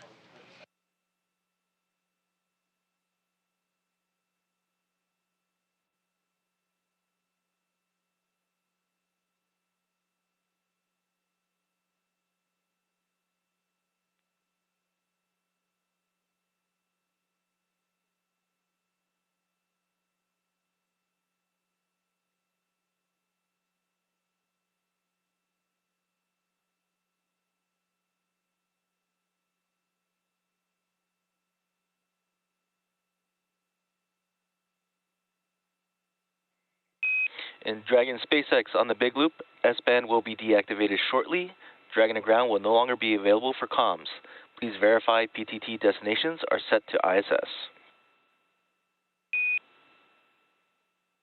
Wilco.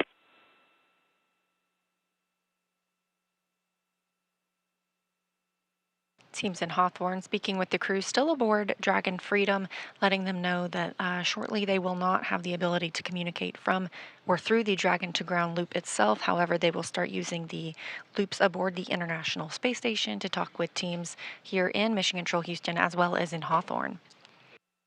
Again, we are getting close to hatch opening. Docking this morning occurring at 8:12 a.m. Central Time, so about an hour and a half ago. It was a very smooth ride to orbit yesterday, launching at 5:37 p.m. Eastern Time, and then again about a 16-hour transit, the fastest on record for a Dragon crew to the International Space Station.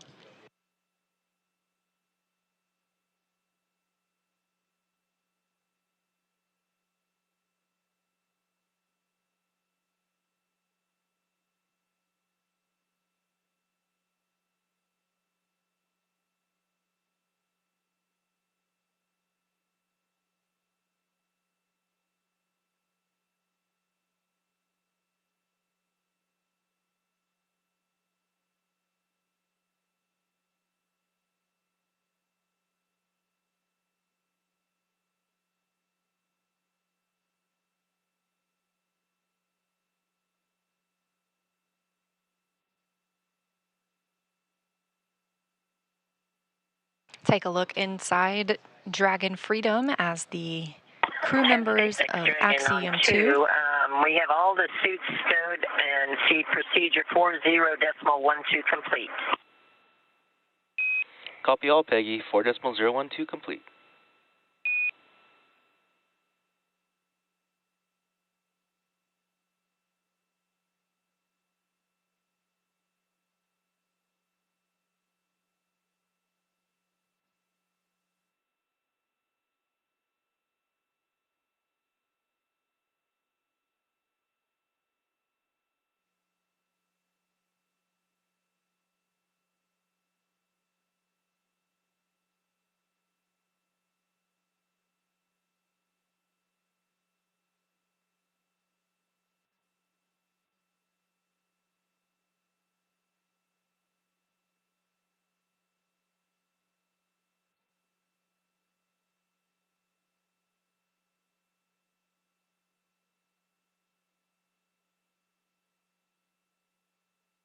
Again, this view of the crew inside Dragon Freedom, our 4 astronauts who have arrived as part of Axiom Mission 2, the second private mission to the International Space Station.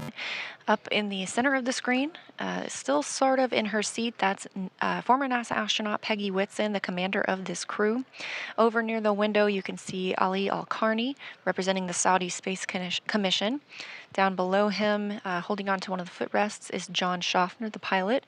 And just off camera, you can see her hand right now. That's Rayana Barnawi, also representing the Saudi Space Commission.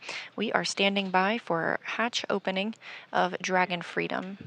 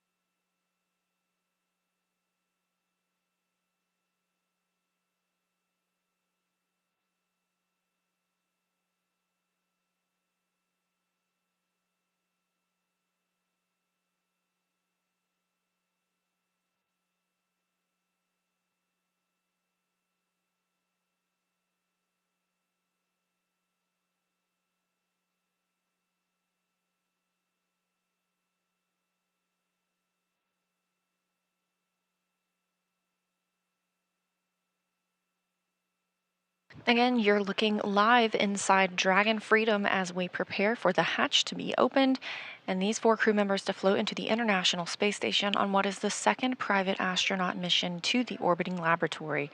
They will remain at the space station for about 8 days before undocking and returning to Earth. While they're on board, we will have a total of 11 people living and working aboard the space station.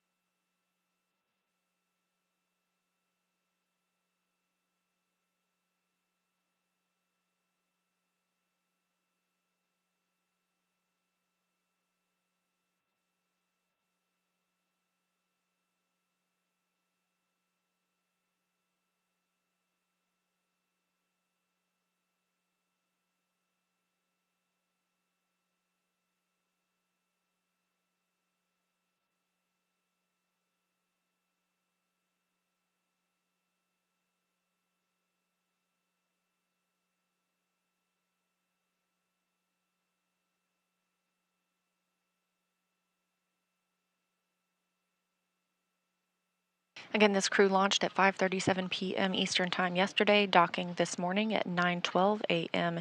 Eastern Time.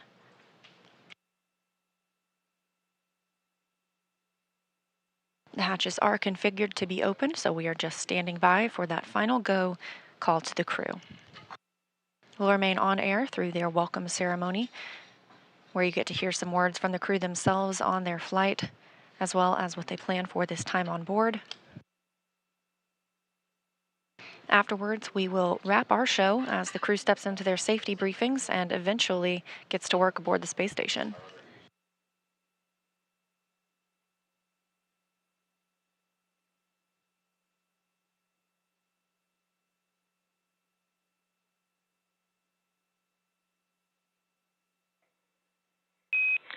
Dragon SpaceX on 2 for hatch open. Go for Dragon. Hey Peggy, so just big picture. Following hatch open, we'd like you to complete Part C of 2.102 prior to station ingress. We're still ahead of the timeline, so we've got some time to complete these tasks in the nominal sequence. With that, you are go for hatch opening per decal, followed by the remaining actions in procedure 4.400, section 6. Copy. Hatch open for decal and section C. That's affirmative, Peggy, and section 6 of 4.400 as well.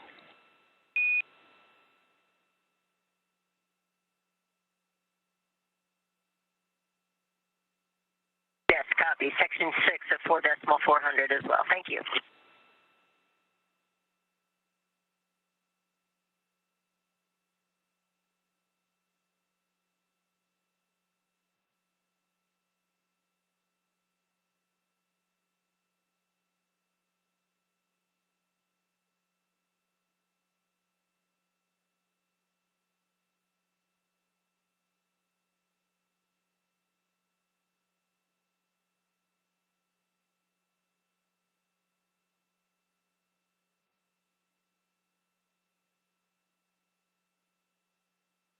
And we've got a view here in Dragon Freedom as Ali Alkarni works to open the Dragon side of the hatch.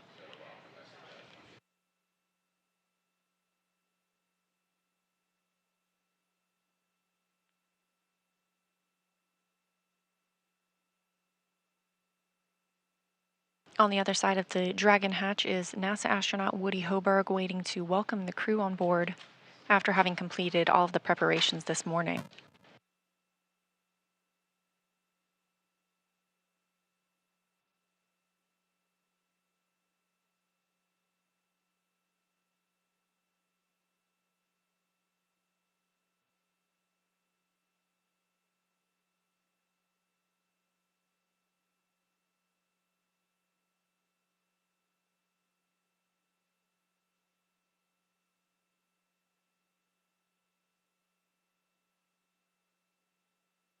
Houston and SpaceX, Dragon hatch is open.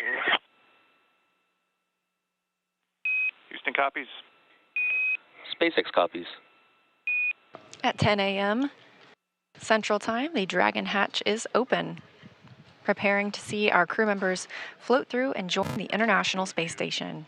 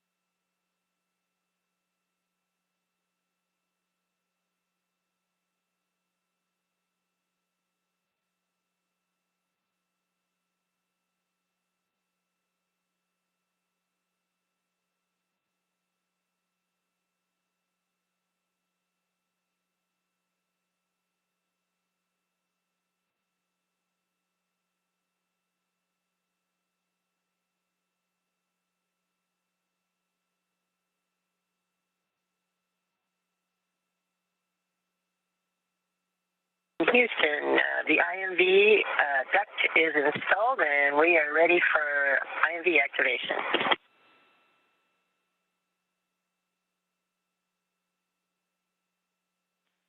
Houston copies.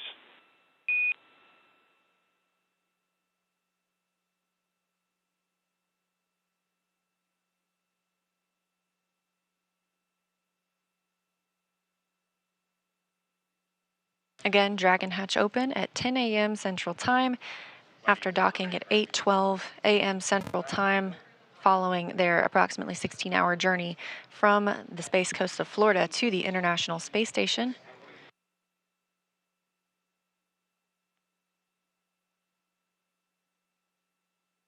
And Houston Station in the Dragon, we're at step 6.3, ready for the procedures for the Lyle. Copy that, Peggy. Houston is checking.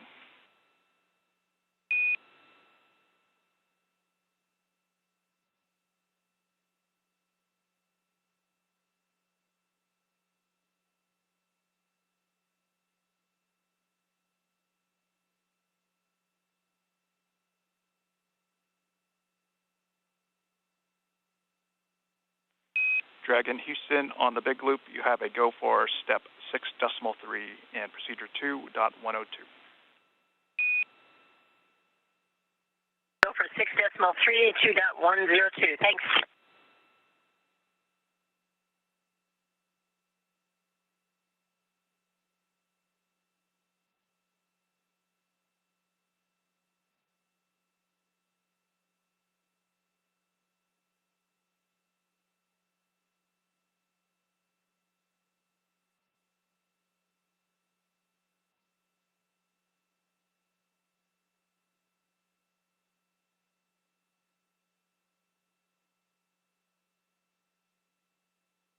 Again, we are preparing for the Ax-2 crew to float through the Dragon hatch and join the space station crew.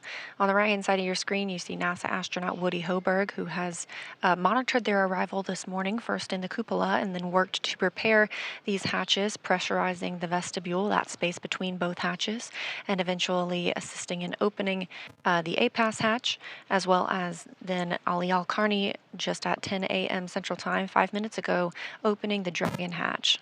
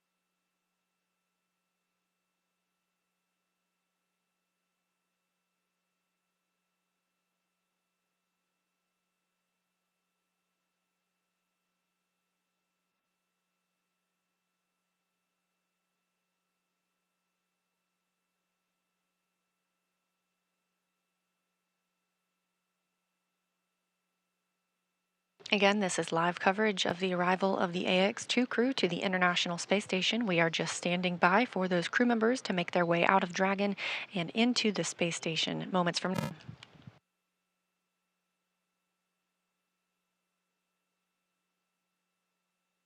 UAE astronaut Sultan Al-Nayati just floating out of screen on the right-hand side there.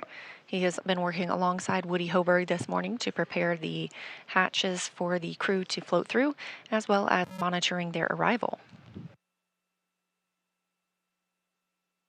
Both Hoberg and Al-Nayati arrived as part of the Crew 6 crew and are now both members of Expedition 69, living and working aboard the International Space Station.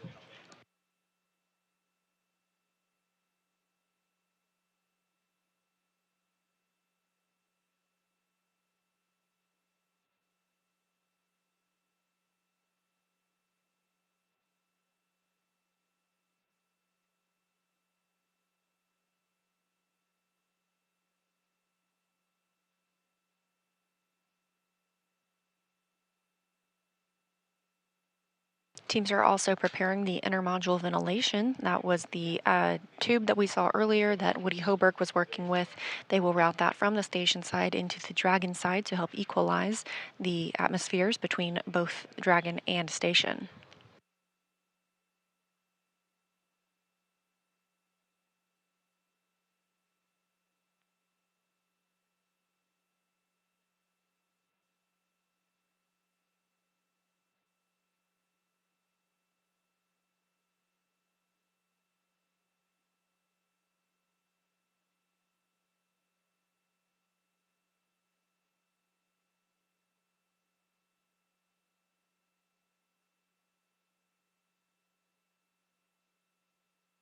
Currently, the International Space Station is flying 264 statute miles southwest of Fiji. They are in an orbital nighttime, and here we have a great view of 4 of our crew members on the International Space Station. On the far left, that's NASA astronaut Steve Bowen. Down in the bottom left, NASA astronaut Frank Rubio. Houston on 2, Lyo cartridge is sealed per the decal at 15:08. Space copies. NASA's Woody Hoberg was on the right of your screen, and in the center, Sultan Al-Nayati. Again, preparations to egress Dragon continue. You can hear Commander Peggy Whitson discussing with teams on the ground that they are still stepping through those final checks.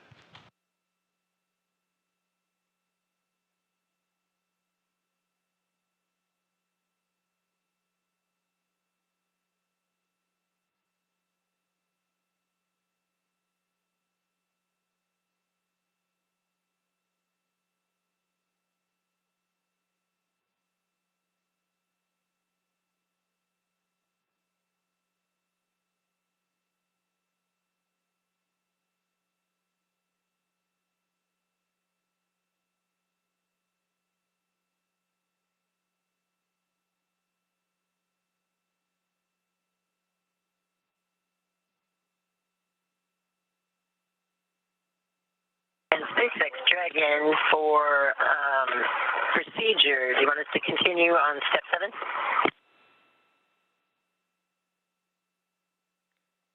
Yeah, it's affirmative on section step 7.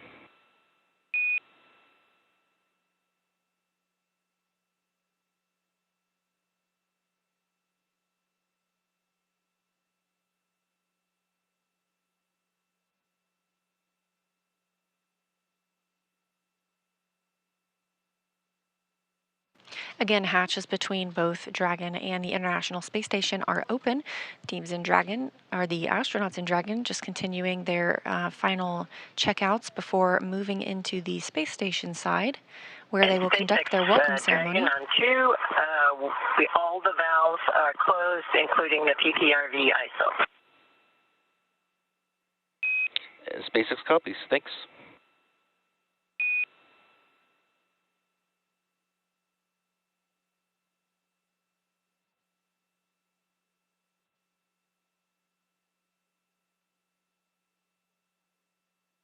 Again, this is a view from inside Node 2, also known as Harmony. The Ax-2 crew today docked to the Zenith, or space-facing port.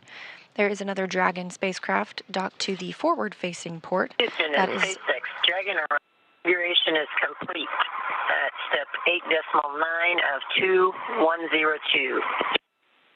Houston copies. And SpaceX copies.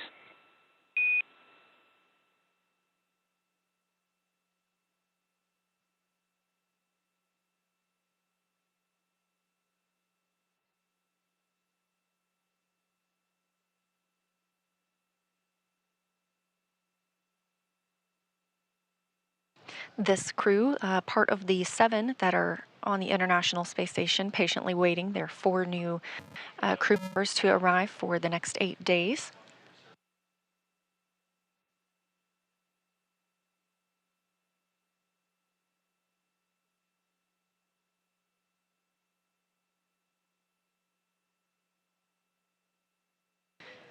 Not pictured in this frame, there are also 3 Roscosmos cosmonauts on board, including Sergei Prokopyev, Dmitry Petelin, and Andrei Fedyaev. So with the addition of these 4 crew members about to float on the space station, we will have an 11 total astronauts on station.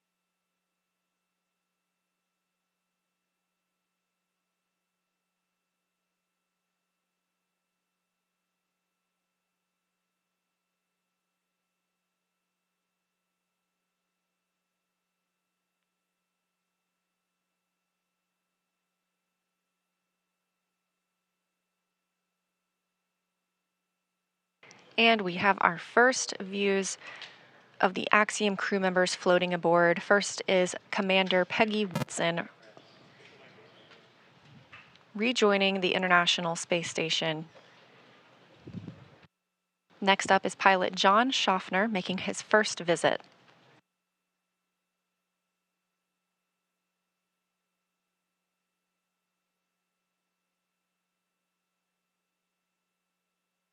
Also on his first trip to space, you can see Ali Al-Karni representing the Saudi Space Commission. All smiles as he floats through the Dragon hatch.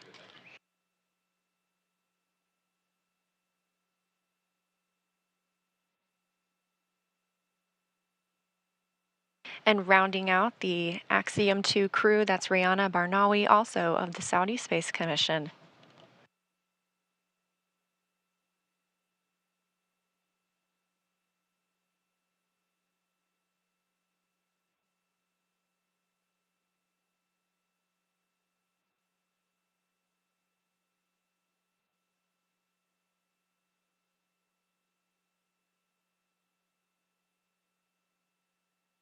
The crew of the space station is now 11 crew members.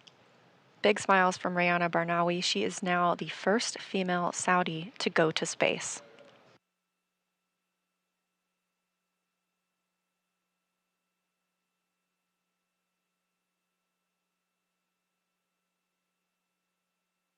With Commander Peggy Whitson at the helm, these astronauts are in good hands. Peggy has 665 days already lived in space. She's just adding to that total on this mission.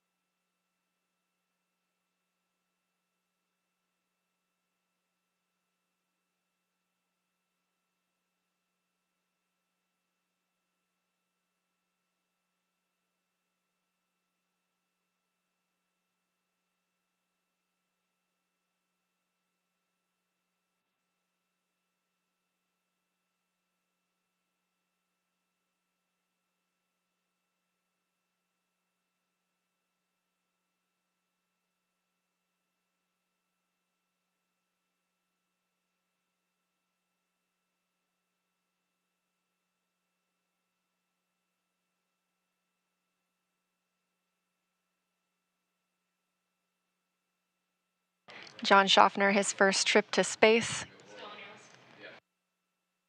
Getting some help out from Woody Hoberg, NASA astronaut, who is also on his first trip to space. He's been on the space station now for 81 days. Again, the total number of astronauts and cosmonauts on board the International Space Station now at 11.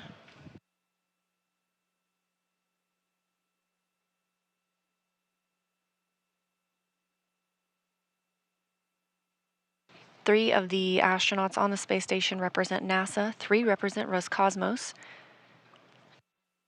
2 represent the Kingdom of Saudi Arabia, 1 represents the United Arab Emirates.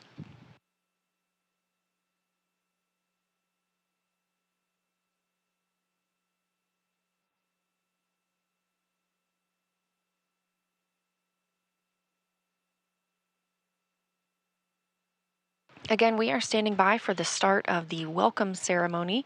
The crew will take some time to do some scene and voice checks and make sure that their microphones are set up properly, as well as that we have them all in frame before going into their welcome remarks. And of course, afterward, we will wrap our coverage before they step into their work and life aboard the International Space Station for the next 8 days. Station Houston on 2 for Frank and PAO.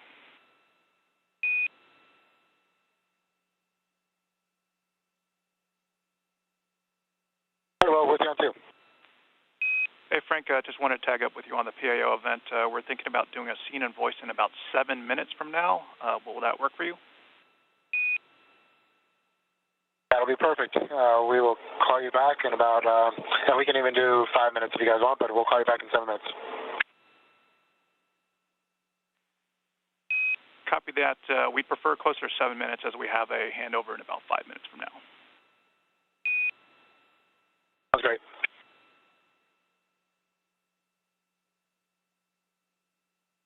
As you heard the Capcom relay to NASA astronaut Frank Rubio, we are expecting a handover.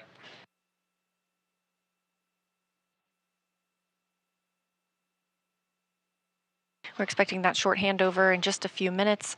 We want to make sure that we have great audio and video from our visiting astronauts. So we are holding for that short handover, and then we will start the welcome ceremony.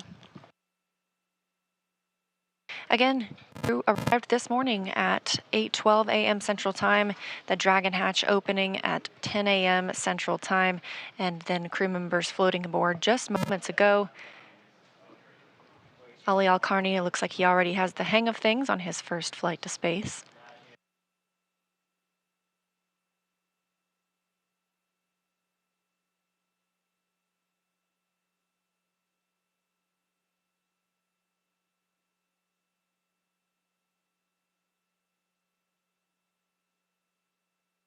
The Axiom crew has trained for months in preparation for this mission.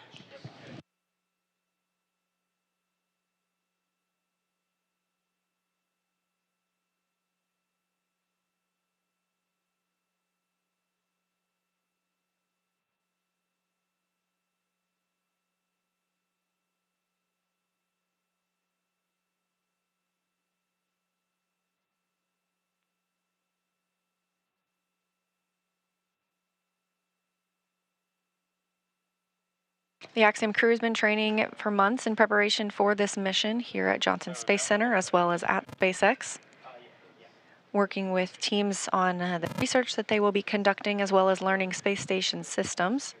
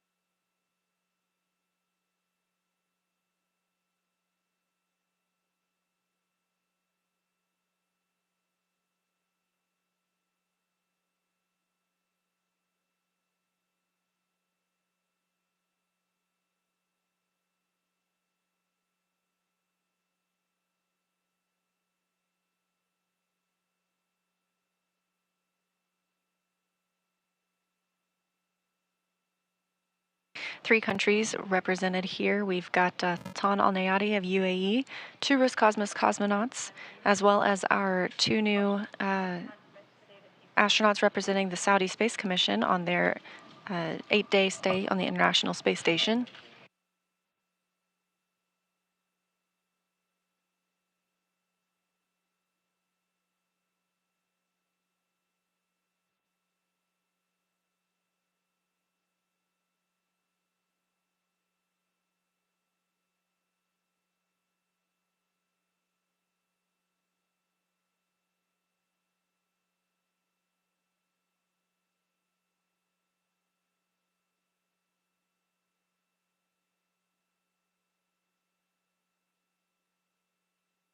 Just above Barnawi and Al-Karni's heads, you can see the two EMUs, extravehicular mobility units, used by USOS astronauts on spacewalks.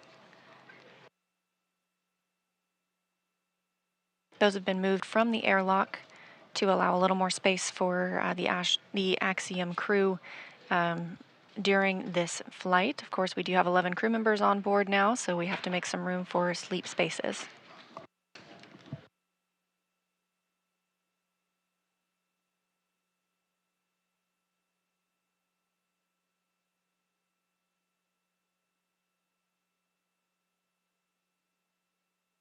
And again, we are standing by anticipating a satellite handover here momentarily.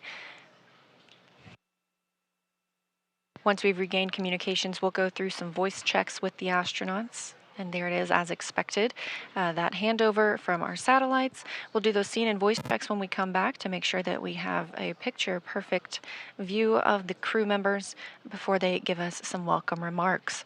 This view from International Space Station Flight Control Room here in Houston, Texas. Teams continue to monitor the arrival of our 4 new visitors, as well as all of the systems aboard the International Space Station and the astronauts and cosmonauts that live there.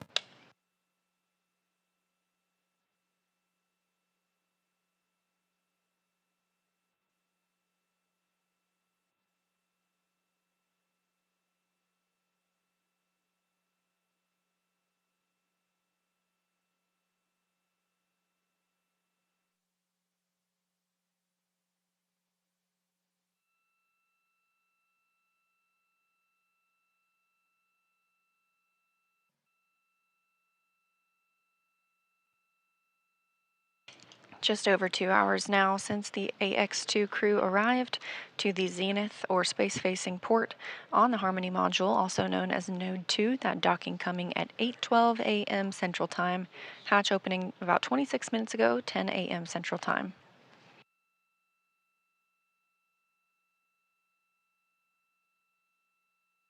So we should regain that video and audio communication with the space station momentarily.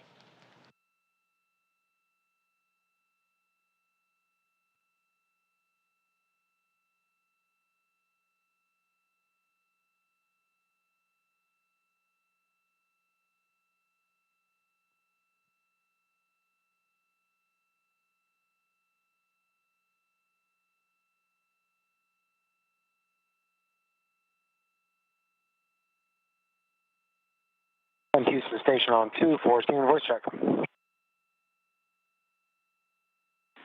Hey, Frank, we are ready for scene and voice whenever you guys are ready. And as a reminder, you'll be on the handheld mic for today's event.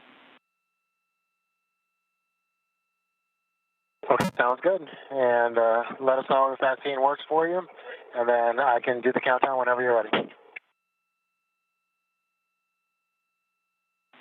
Frank, if you wouldn't mind, if you could gather everybody into their spots, we'll take a look at the scene once everyone's in place.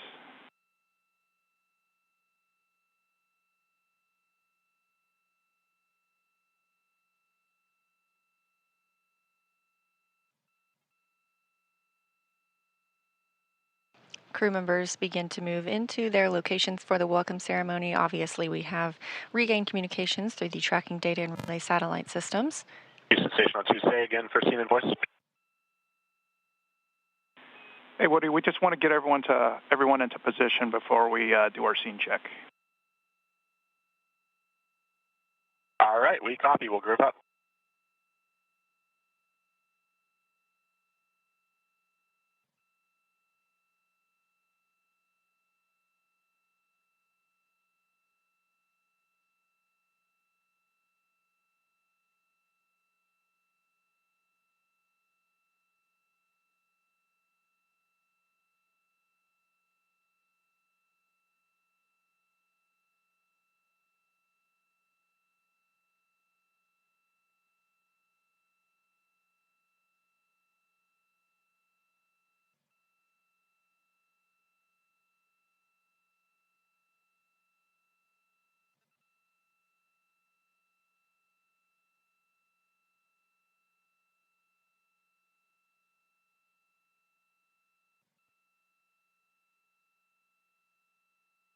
Like I said earlier, looking at a pretty full house here aboard the International Space Station. We have the crew that will fly on Soyuz MS-23 to return home later this year, as well as the crew that arrived on Crew 6, and now the Ax-2 crew.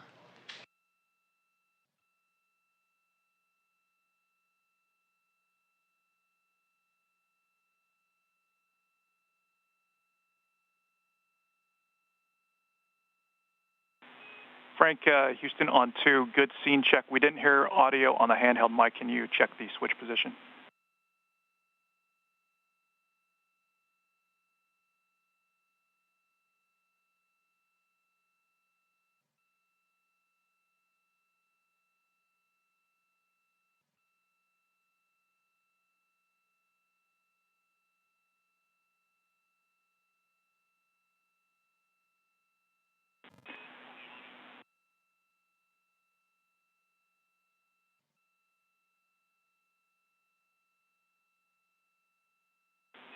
Frank, we're checking the config on the ground. Stand by.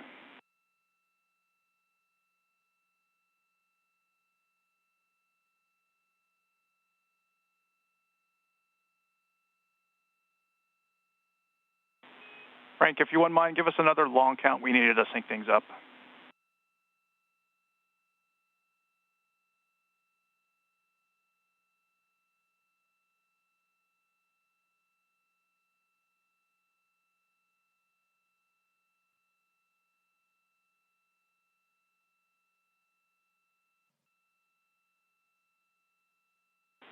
Thanks, Frank. We're good on scene and voice.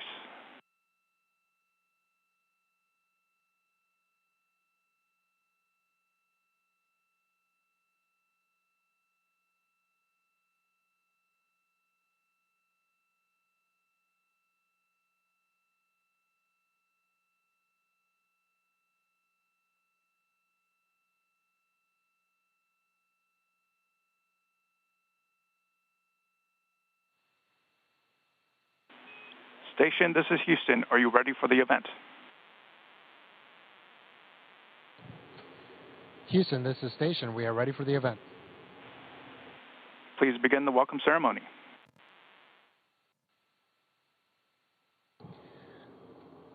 Houston and SpaceX, congratulations on a beautiful launch and a beautiful docking. It is great to have new friends up here. And so on behalf of Expedition 69, it's an honor to welcome our new crewmates. I'll pass it off to the ISS commander, Sergei Prokopiev.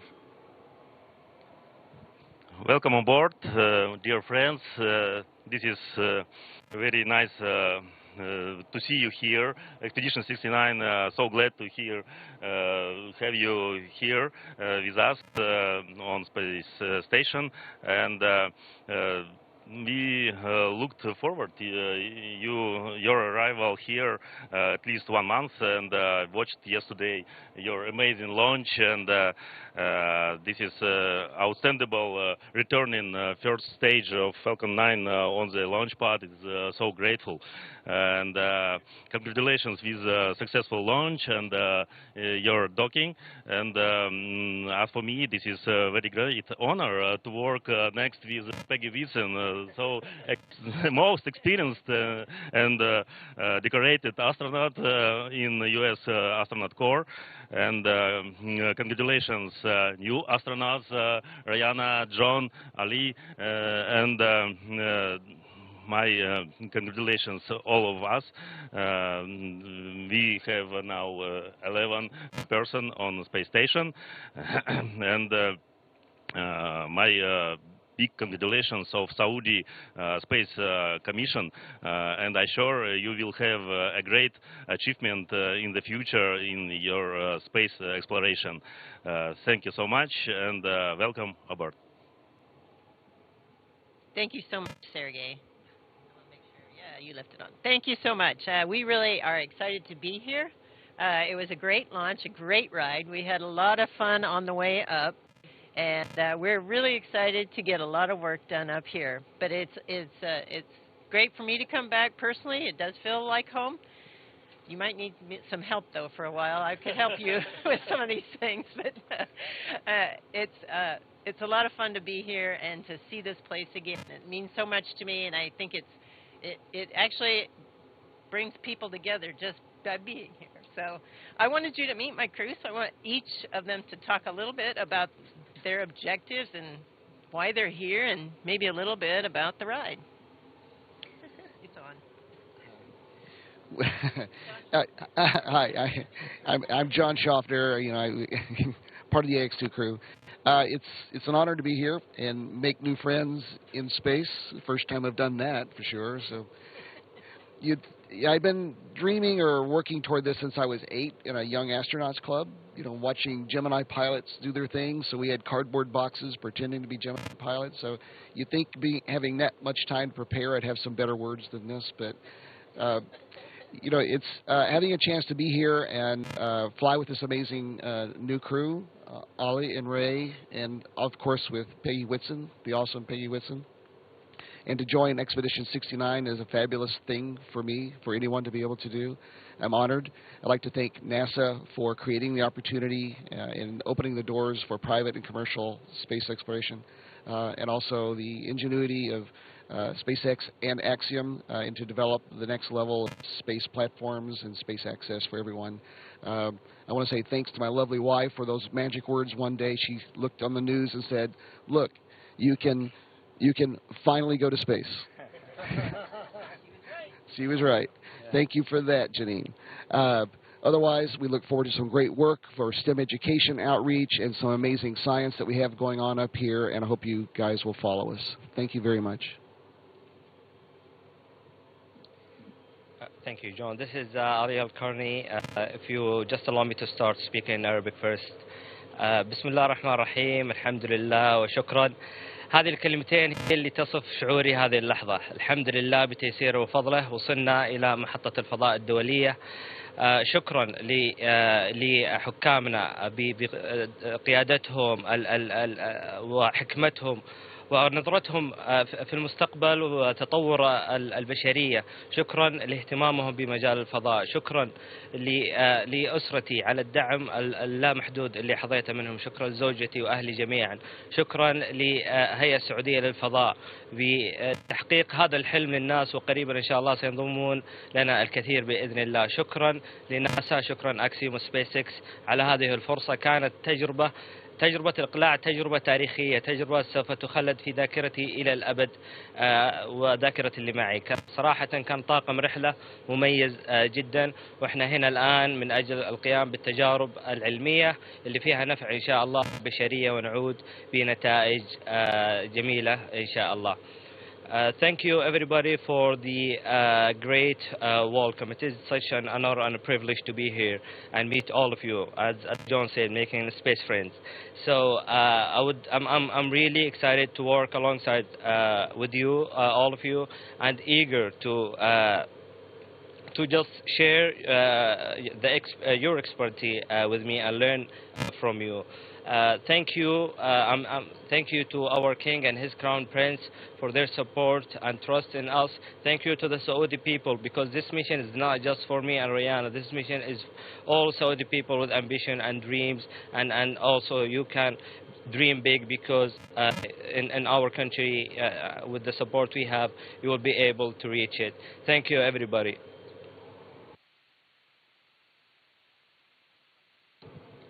Hello everyone, so this is Rihanna Barnawi. Also if you allow me, I'll start in Arabic first. تحية طيبة من الفضاء الخارجي. الحمد لله، بفضل الله وصلنا لهذه المرحلة. نحن الآن يعني نعيش حلم ما كنا نتخيل انه هو ممكن يصير حقيقة. الحمد لله، بدعم من الحكومة، بدعم من قيادتنا، بدعم من أسرنا، بدعم من الجميع. هذه الرحلة ما تمثلني أنا لوحدي ولا تمثل بس طموحي، بالعكس هي تمثل كل الوطن العربي، تمثل كل السعوديين. الحمد لله أن احنا جاتنا هذه الفرصة، أن احنا فقط نقدر نوصل الآن لمحطة الفضاء الدولية، لكن بعد كده عندنا أكيد طموحات أكبر وأكبر، منها القمر، منها المريخ. لازم نستكشف الفضاء، هذه هي فرصتنا. زي ما تشوفوا دحين جنسيات كثيرة متجمعة في مكان واحد، فالفضاء هو اللي يجمع كل هذه الجنسيات المختلفة بأفكارهم واستكشافاتهم، معلوماتهم. فالحمد لله ان احنا وصلنا هذه المرحلة مع هذا الفريق الجميل. وصلنا الحمد لله بعد تدريب تقريبا 10 شهور. فهذا التدريب قابلنا رواد فضاء سابقين، قابلنا بيجي ويتسون، قابلنا مدربين دربوا رواد آخرين في ناسا وفي جاكسا وفي إيسا.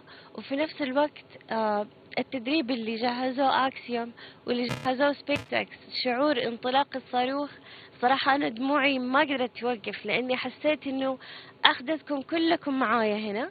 فالحمد لله على التمام والكمال. الحمد لله على وجود قائدنا ذو الرؤية الطموحة سمو سيدي الأمير محمد بن سلمان، الحمد لله على وجوده، والحمد لله على إنه قدرنا نحقق هذا الحلم، وهذه أول خطوة، ونستنى بعد كده بإذن الله أشخاص كتير يكونوا موجودين هنا من العالم العربي أجمع. So greetings from outer space. I'm here not only representing myself, but representing the hopes and dreams of everyone back home, everyone in the region. We are here gathering with different cultures and with this international collaboration. This shows how space brings everyone together. It brings even different backgrounds. Some of us are doctors, some of us are researchers, engineers, and so on. I'm very happy to be here representing the dreams and hopes of everyone back home, and at the same time I'm very glad that I've received extensive training from trainers who have trained previous astronauts like NASA, JAXA, ESA, and SpaceX and Axiom. I'm very happy to be here, and thank you all for listening. Thank you for letting me share my feelings, and I'm going to live this experience to the max. Great. Well, we all are excited for all of the new astronauts here, and we have something special. Ray, would you hold this while I pin John? Oh, wow. Give him his official astronaut pin. John is the 598th astronaut. Wow. I don't think I'm ready for clapping yet. Ollie, if I can get it up.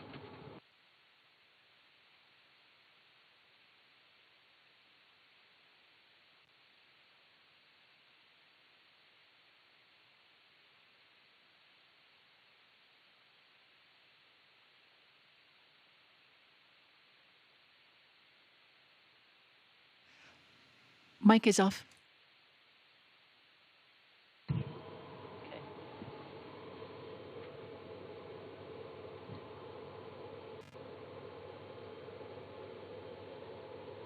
So Ollie is the 599th astronaut. Thank you. And our little Ray is 600.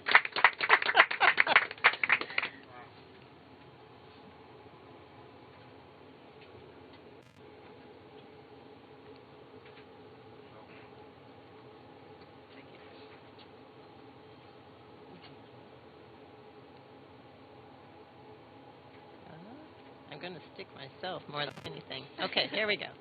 All right. So thanks to inviting all of us up here and welcoming 3 new astronauts.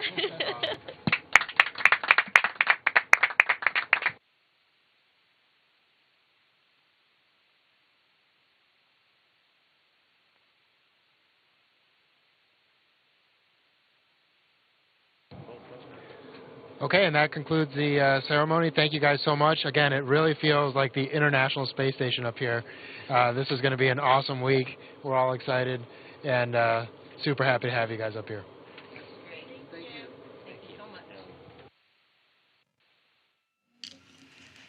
Station, this is Houston ACR. Thank you. That concludes our event. Thank you to all participants. Station, we are now resuming operational audio communications.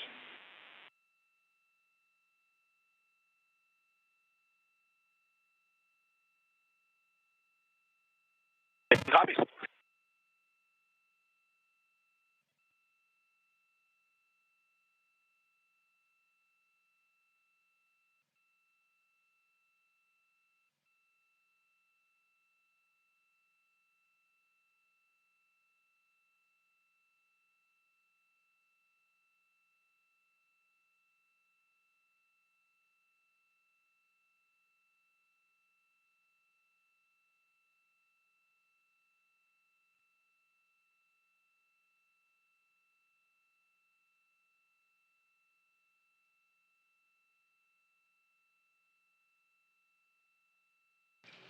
And with completion of the welcome ceremony, another big welcome to the Axiom 2 crew, our second private astronaut mission crew to arrive at the International Space Station. We now have 11 people living and working on the International Space Station. Again, we're looking for those Ax-2 crew members to live and work on the orbiting lab for the next 8 days.